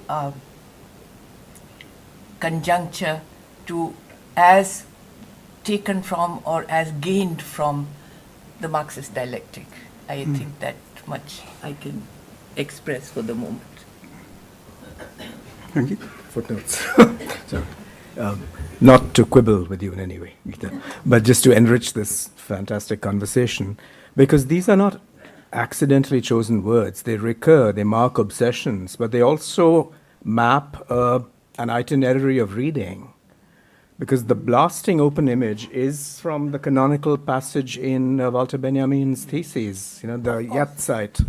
When Of course, yes, so I see. it's something, it's a kind of a philosophical shrine for you. You've cited the essay, and that has deep meaning. For instance, conjuncture again, Althusser, rupture, Bachelor, surely. So the reason I'm saying all this is, it's marvelous to see how, whilst on the one hand there was an immersion in the life of the studio, you were also bringing to it a very sophisticated reading itinerary. So, what is the epistemological break? The other surprise for me was your citation of Tagore in the book, by the way. But I think he definitely saw the colonial experience as a rupture and theorized that, and also sought ways of bypassing it by connecting with things that didn't belong in the connection with. Why would you be surprised? Why would you be surprised? Oh. Yeah. Why would you be surprised? I think I should lob the ball to Ashish if I know what's good for me. No. But no, because it's there. I mean, you have cited him, but here again, possibly because we've all read the book in our own eccentric ways, that leaped out somehow, and it seemed like just something I hadn't noticed before. Gotcha. My bad. No. You mentioned Benjamin, Althusser, and who was the third person? Bachelor. Bachelor.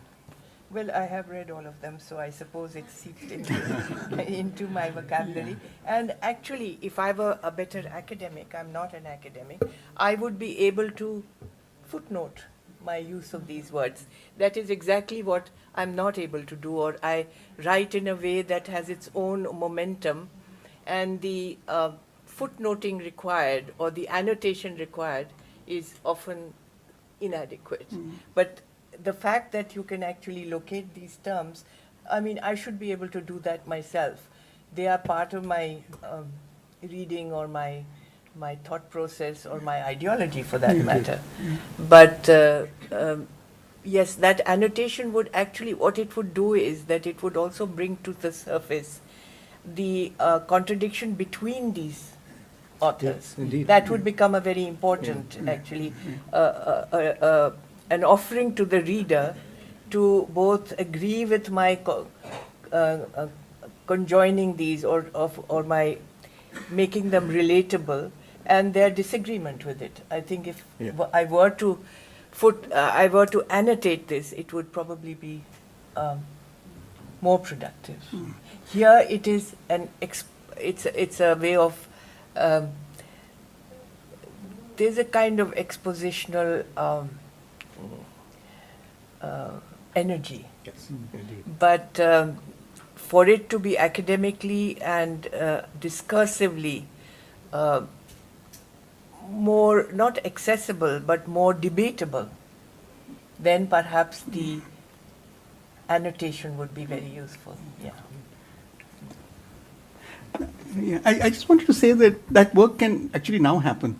In other words, and it also might be the others who might do that work, essentially. I mean, I was thinking maybe this is an aspect of the new Gita that you saw, the directness, that no more footnotes, at a certain that point. would be a thing to do. Why do you have There to? are enough footnotes. There's enough footnotes in a lifetime, yeah. Not the kind that No.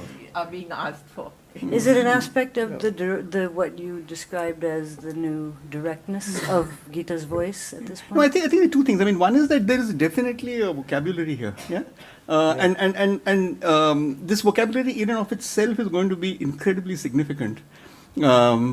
This vocabulary emerges from practice, as you also pointed out, and my my incredible admiration of Notes on Practice.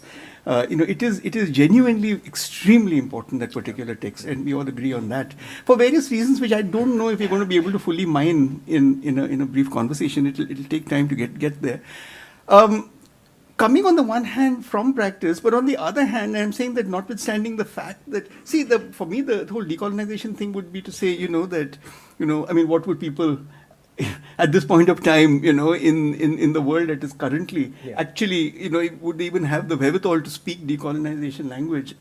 What happens when you're being decolonized by an entity other than the West, as happens with my friends in Hong Kong, being colonized by China?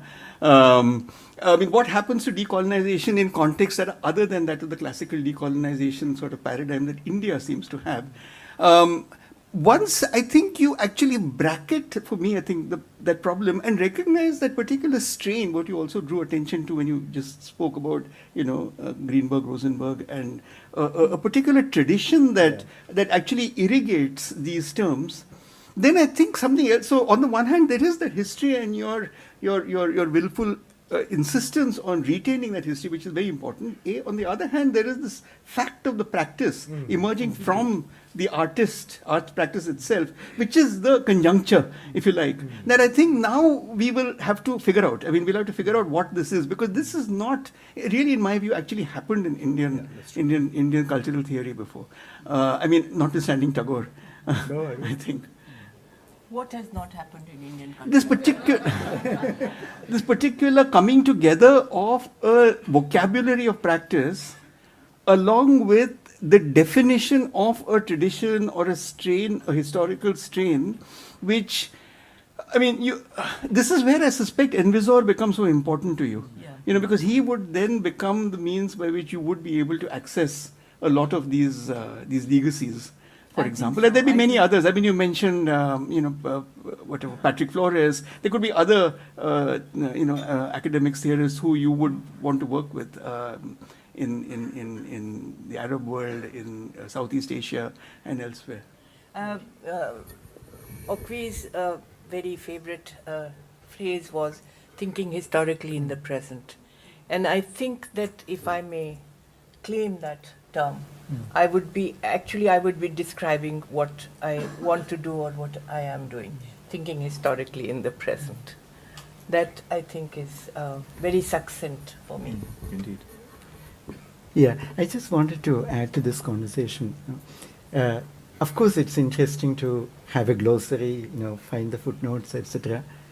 But in another sense, like Ashish was saying, it's also important to de-inventorize, in the sense that these concepts may have a relationship to Bachelard or Walter Benjamin or whatever, but how do they behave here? Exactly. Yeah?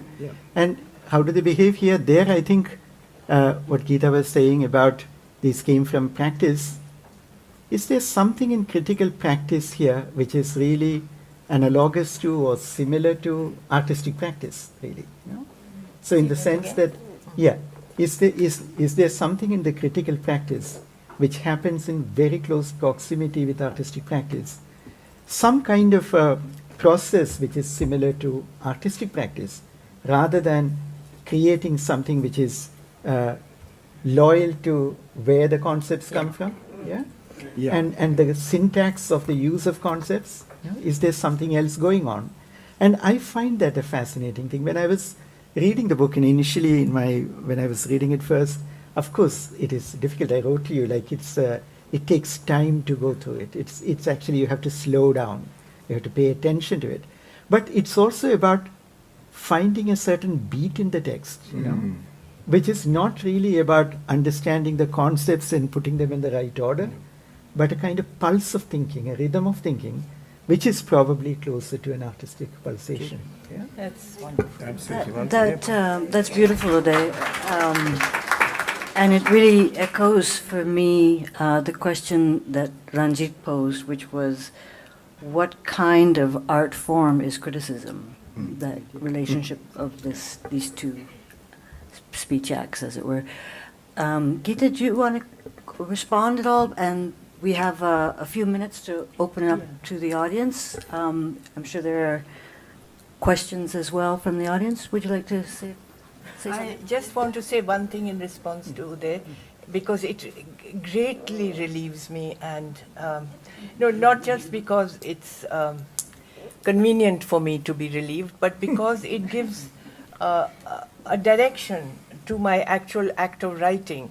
In other words, if this is present, if it is recognizable, then I know that I can work on this.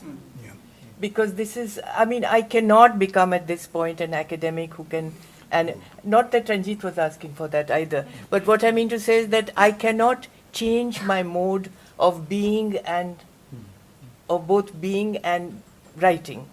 Therefore, what I can do, and Susie Tharu, who's been a very important influence in my life and has been very discouraging very often for not being either academic enough or ideologically acute enough or understanding the actual social order in which we exist and which I am not able to articulate correctly.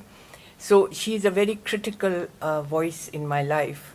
And the only thing she ever said, she's never particularly praised my writing, but we've had a lot of dialogue, and lot of years and years of dialogue, and what she said was both a derogatory and a relief, a derogatory statement, and she said, you take things from so many places, and one thinks, well, this is not consistent. It's diverse, and you're not showing the diversity of the trajectories. But he said, I have to admit that in the end, you make it your own. Exactly. So she said that grudgingly. I have to admit, you do make it your own. But I think that is what the compliment that I'm receiving here. But that compliment is not meant to be an easy an easy ride from now on. I do feel that it is important for one to note that the discursive sites from which the argument comes should be acknowledged, but not just acknowledged in a footnote, but in understanding, but in the complexity of thought. Thank you. We have 10 minutes or so to open up to the floor. Would anybody like to weigh in on the conversation? I would just like to ask you to try to formulate a question rather than make a comment. Paro, yeah. Yeah, it's coming.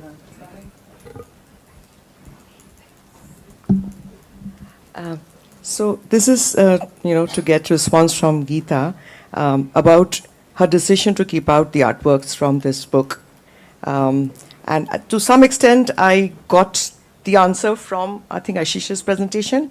But I was wondering, is it because of the distinction that you just now made between artistic practice, which is ethics, and embodied practice? That is something which a critic deals with, which does not even entail a visit to the studio. So is that one of the reasons why you made this decision to not bring in artworks in this particular book? I think it's more pragmatic than that, simply more pragmatic.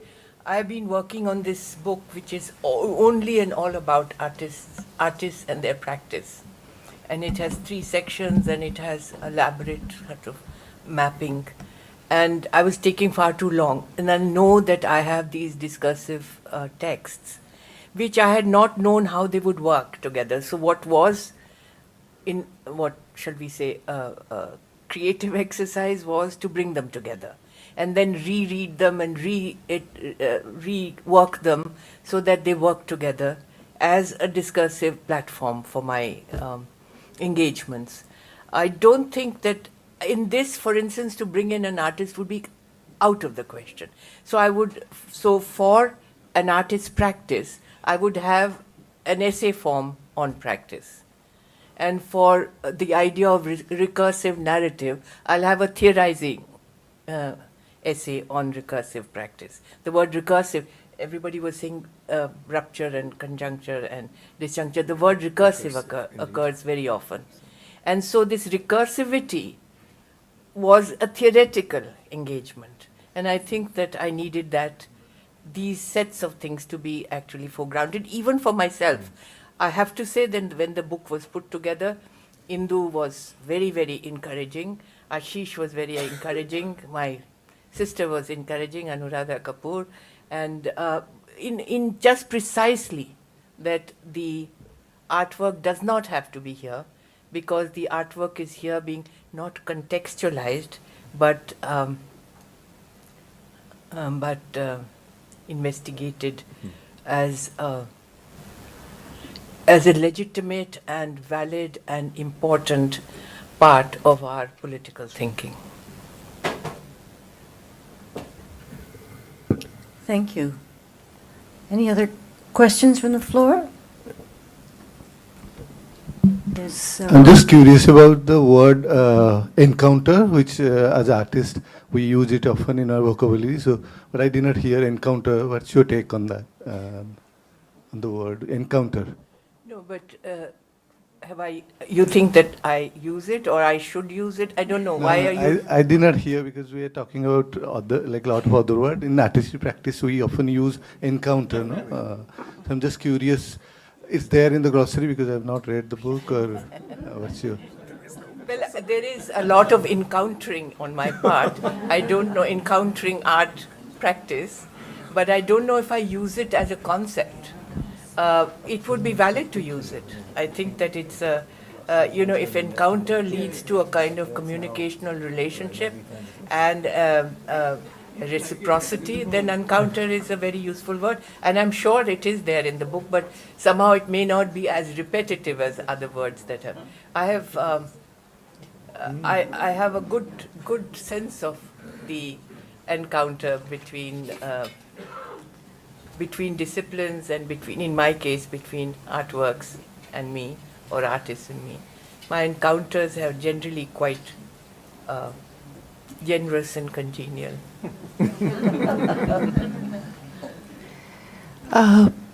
Just 2 thoughts, really, not a question. One was Bakhtin's idea of speech acts, which is a form of calling into being. And I just wanted to add it to the mix of a number of opening outs of that phrase, because I find it actually quite perfect for what the book seems to do. The second is a discomfort with using the term decolonization without an acute awareness of how it's being used to legitimize nativist and erasure of history right now, Yes. right here. Perfect. Correct. Thank you. Calling into being, I haven't used it, but it sounds perfect for my sensibility and in the writing. So in fact, I'll note it. About decolonization, yes, the kind of discourse that is developing under the category of decolonial is very dangerous, because then that can, I mean, Modi can fit into it perfectly. So we have to be very careful. Yes. It's being used. Yeah. Yep, Yeah. They are using it. Actually मेरा धड़कन थोड़ा तेज़ है, मैं कोशिश कर रहा हूँ। मैम, जहाँ तक अभी हम इस किताब के बारे में समझ पाए हैं और पहले से फॉलो करते आ रहे हैं, तो मेरा एक द्वंद्व है कि हम जैसे आर्टिस्ट जो यंग प्रैक्टिशनर हैं और ऐसे लोकल जगह से आते हैं, तो आपका क्या प्रक्रिया रहा है हिंदी भाषी या ऐसे कोई लोकल जगह से जो आते हैं उनके प्रैक्टिस को समझने का? जैसे कि आपके रेफरेंस अलग अलग शब्दों के लिए जो आ रहे थे, तो मेरा ये जिज्ञासा है कि हम जैसे प्रैक्टिशनर या जो एक आम भाषा बोलते हैं या जो एक लोकल में बोला जाता है, उस तरह की प्रैक्टिस को कैसे समझने का आपका क्या प्रक्रिया रहा है? Thank you. मैं आपका नाम जान सकता हूँ? मुरारी झा। और आप कहाँ से? मैम, मैं बिहार से, दरभंगा से। yeah, जी। मैं ये कहना चाहती हूँ कि मेरी जो इस वक्त की ये किताब में ये लग सकता है कि ऐसी वोकैबुलरी है जिसके लिए एक बहुत प्रेसिडेंट बना हुआ है, जिसके लिए बहुत एक textual understanding and textual sophistication की ज़रूरत है। बट आप इतना अगर आप मेरी और आर्टिस्ट पे राइटिंग देखें, और वो उसका ख़ास कारण है कि मैं इस तरह लिख सकती हूँ और लिखा है और लिखती हूँ जो कि अंग्रेज़ी से बंधा हुआ नहीं होगा। उसका ये कारण है कि 60s में जब मैं लौटी थी पढ़ के, मेरा जो मेरी सारी प्रक्रिया थी आर्ट को जानने की, प्रैक्टिस को जानने की, बड़ौदा में थी। बड़ौदा में मैं पढ़ी नहीं थी, मगर मैं बहुत वहाँ जाती थी, रहती थी। तो वो जो डायलॉग था वो बहुत ही स्टूडियो प्रैक्टिस, हर किस्म के प्रैक्टिसेस, हर प्रांत से लोग, हर बैकग्राउंड से लोग, इसमें इतनी कॉन्जीनियलिटी थी, इतना वो मिलनसार था कि मेरा ख्याल में मेरा सारा जो पॉइंट ऑफ व्यू बना वो आर्टिस्ट स्टूडियो से बना, जिसमें भाषा, क्लास, कैटेगरी, इस तरह की चीज़ों का कोई महत्व नहीं था। उसके बाद दिल्ली में भी जो मेरे आर्टिस्ट दोस्त थे, मेरे से बड़े थे सब, ग्रुप 1890 जैसे, तो वहाँ पे कोई सवाल नहीं था कि आप अमेरिकन आर्ट हिस्ट्री या इंग्लिश मार्क्सिस्ट क्रिटिसिज्म के बारे में बात करें। वो स्टूडियो में आर्ट के बारे में होती थी बात, और वो घंटों घंटों होती थी, चाहे गढ़ी में हो या आर्टिस्ट के स्टूडियो में हो। बिल्कुल डायरेक्ट कांटेक्ट था उसमें, सिर्फ आर्ट की लैंग्वेज की बात होती थी, टेक्सचुअल बात नहीं होती थी। सो मेरा जो परिवर्तन का जो शब्द है, एनकाउंटर था आर्ट के साथ, वो बहुत फ़र्क था जो कि आज लगे इस किताब से। अब इसमें आप पूछ सकते हैं कि आज क्यों आप बदल गई, आपने वो, आप अगर मेरी दूसरी किताब देखेंगे तो शायद आपको लगे कि आर्टिस्ट प्रैक्टिस, जिसमें कैटेगरीज जो हैं जिससे हम आज डिस्कस कर रहे हैं, ज़रूरी नहीं है। वो अपने लेवल पे बिल्कुल एस्थेटिक प्रैक्टिस जो आप करते हैं या आपके दोस्त करते हैं, वो शायद अंग्रेज़ी की अगर उसमें प्रॉब्लम हो तो वो हो सकती है, मगर कॉन्सेप्ट में नहीं होगी।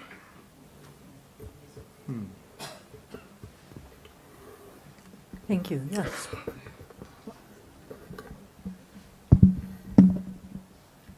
I first want to thank you for writing another book, again, for some of us who've been waiting for one.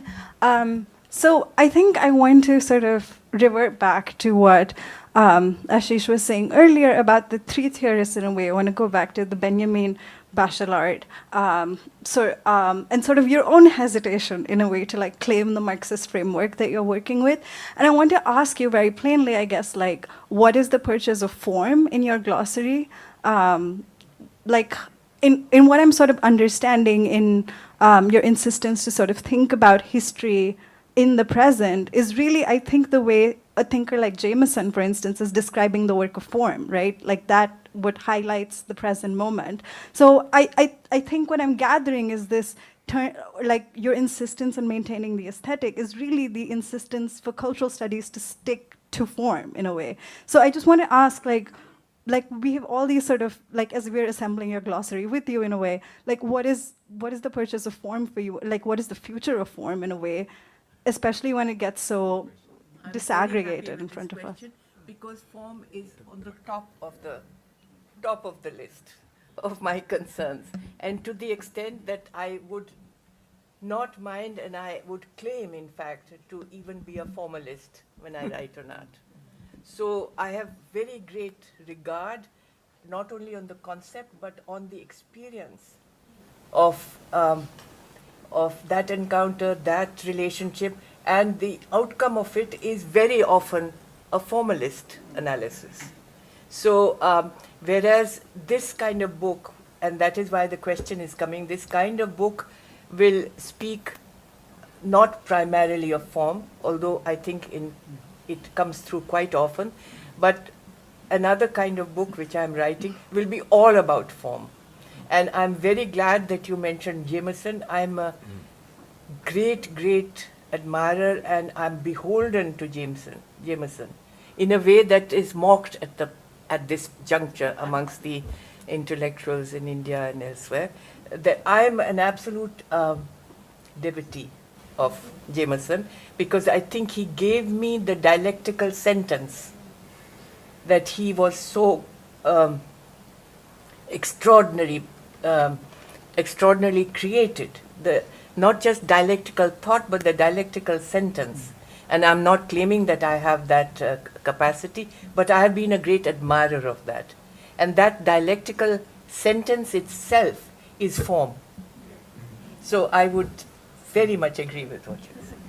But I'm not interested in cultural studies and what their interest in form is, because I think it's a different field. I don't know if Udaya and Ashish feel that. Ranjit is on my side in this matter. But Udaya and Ashish feel that cultural studies could contribute into my understanding of practice. You did end with saying something to that extent, that actually cultural studies. Ashish, you said something about it. Can you just repeat that? No. It was essentially that particular point was that cultural studies converts everything into a text. You know, this famous line by Derrida, that there is nothing outside the text. You know, that the text is the way that they approach things. And I have always felt that that cultural studies doesn't have. By the way, I too have my differences with cultural studies. Just that we all tread thin lines here, I'm sure. That they don't have a theory of practice in the way that you bring to it. That is an explicit lacking in cultural studies, and that is an explicit contribution on your side, which cultural studies would and should welcome.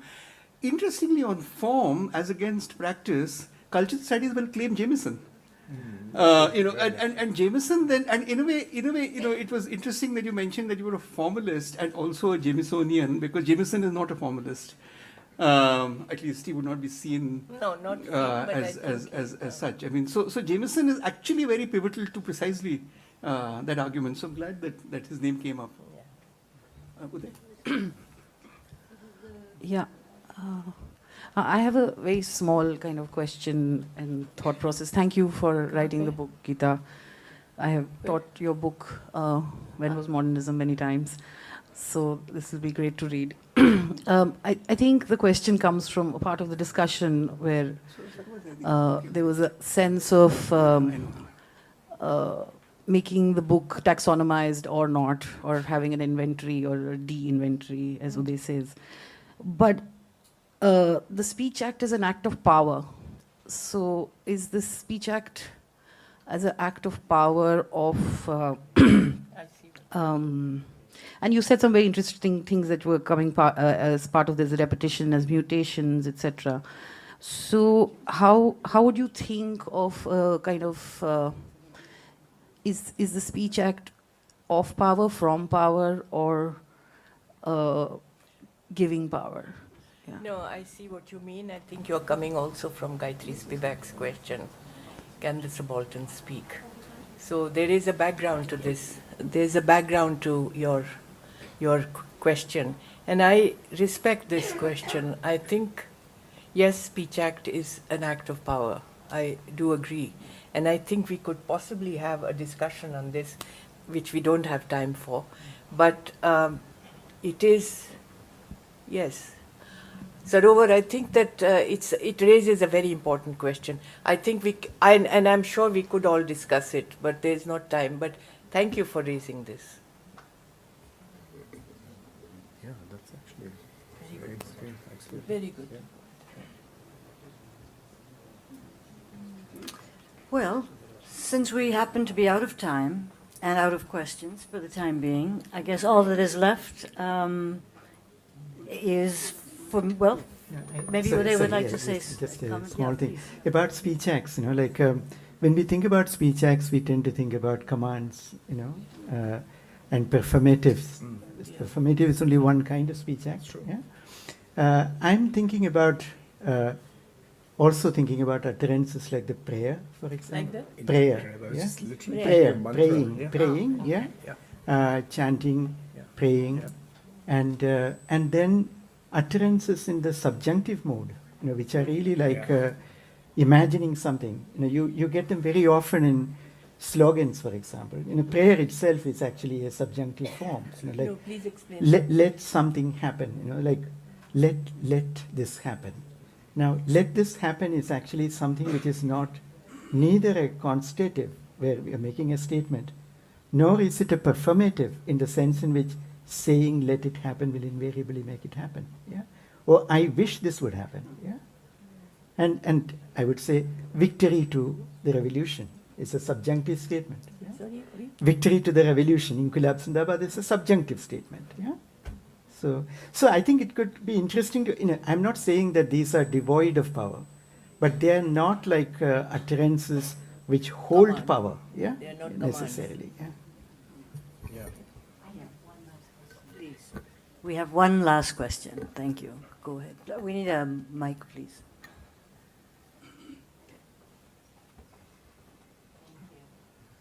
I just want to say, those of us as curators and thinkers, cultural practitioners from abroad who have read your book with reverence for decades, we do not see your work or think about your work in terms of a trajectory or inheritance of philosophers or theorists or critics. We think of you as Gita. And you are the cosmic force that, yes, inherits that, but puts it entirely in your own voice and entirely in your own context. So I think we as readers outside of India, some of us, are not concerned with these more prescriptive kind of trajectories. Please do not add footnotes to anything you write. We like you as a poet and a thinker. But my question for you, and we've had these discussions over the years, Gita, is your book and your writings in the past have so influenced what we have been calling global art history, or contemporary global art history, or what one of you quoted as the congealed abstraction of the contemporary global. Some of the institutions we work for have contributed to that congealment, I'm afraid. So what do you hope this book will do to that concept of the how will it rupture, and what can come out of it, because we're still searching for the next language, speaking of language and glossaries, and really conception, a way to conceive of and represent that congealed abstraction of the global contemporary. So what will this book do for us? I think I can answer that, Alexandra. This is Alexandra Munro, long-time friend and director, curator, and major art historian of Japanese art at the Metropolitan Museum in New York. Oh, I'm sorry. Oof, I know you, and I'm giving, it's Guggenheim. I'm sorry, and Guggenheim had a running for many years an international consortium of art historians meeting in different parts of the world, in New York, but also elsewhere, to address questions precisely of the kind that Alexandra has just asked. And what I would say, Alexandra, is that perhaps what you are asking for has been done, demonstrated, and put on board and available for critique is Oqui and Visa. That congealment that I speak about, the word that has come up here, of the global contemporary, I think he broke it. I think he questioned it to the point where, for instance, and this is maybe of interest to others, that Oqui till the end of his life continued to use the word decolonization and post-colonial. He was out of date. These two words were no longer in the vocabulary in cultural studies, in political discourse. He insisted on using them. And this, I think, that was precisely what he was doing, the congealment of the glue. And yes, I should add before I say this, that he preferred the word contemporary. He liked the word contemporary, but he gave it a volatility that was, that burst through of course, the modern. He was very skeptical of the use of the modern again and again, but his contemporaneity, his contemporary, the commitment to the contemporary was entirely historical, and therefore it had to have decolonization and post-colonial. So I think what you're asking has been majorly done by Oqui, and we would be beholden to him. Thank you. I think we're out of time, so all we have left is to thank our three panelists for their marvelous responses and engagements. And of course, our critic, Geeta Kapur. Thank you so much, Geeta, for everything tonight.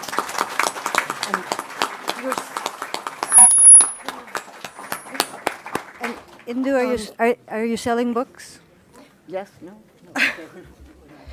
The books are available also on the Tulika Books website, which you can look up and order online.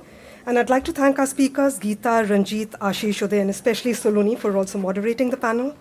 Thanks to the IIC and our colleagues at SSAF, Saurav Sil, Santosh Sani, Anurand Das Gupta, and Metli Bhavkar. Thank you all for joining us today. Good evening.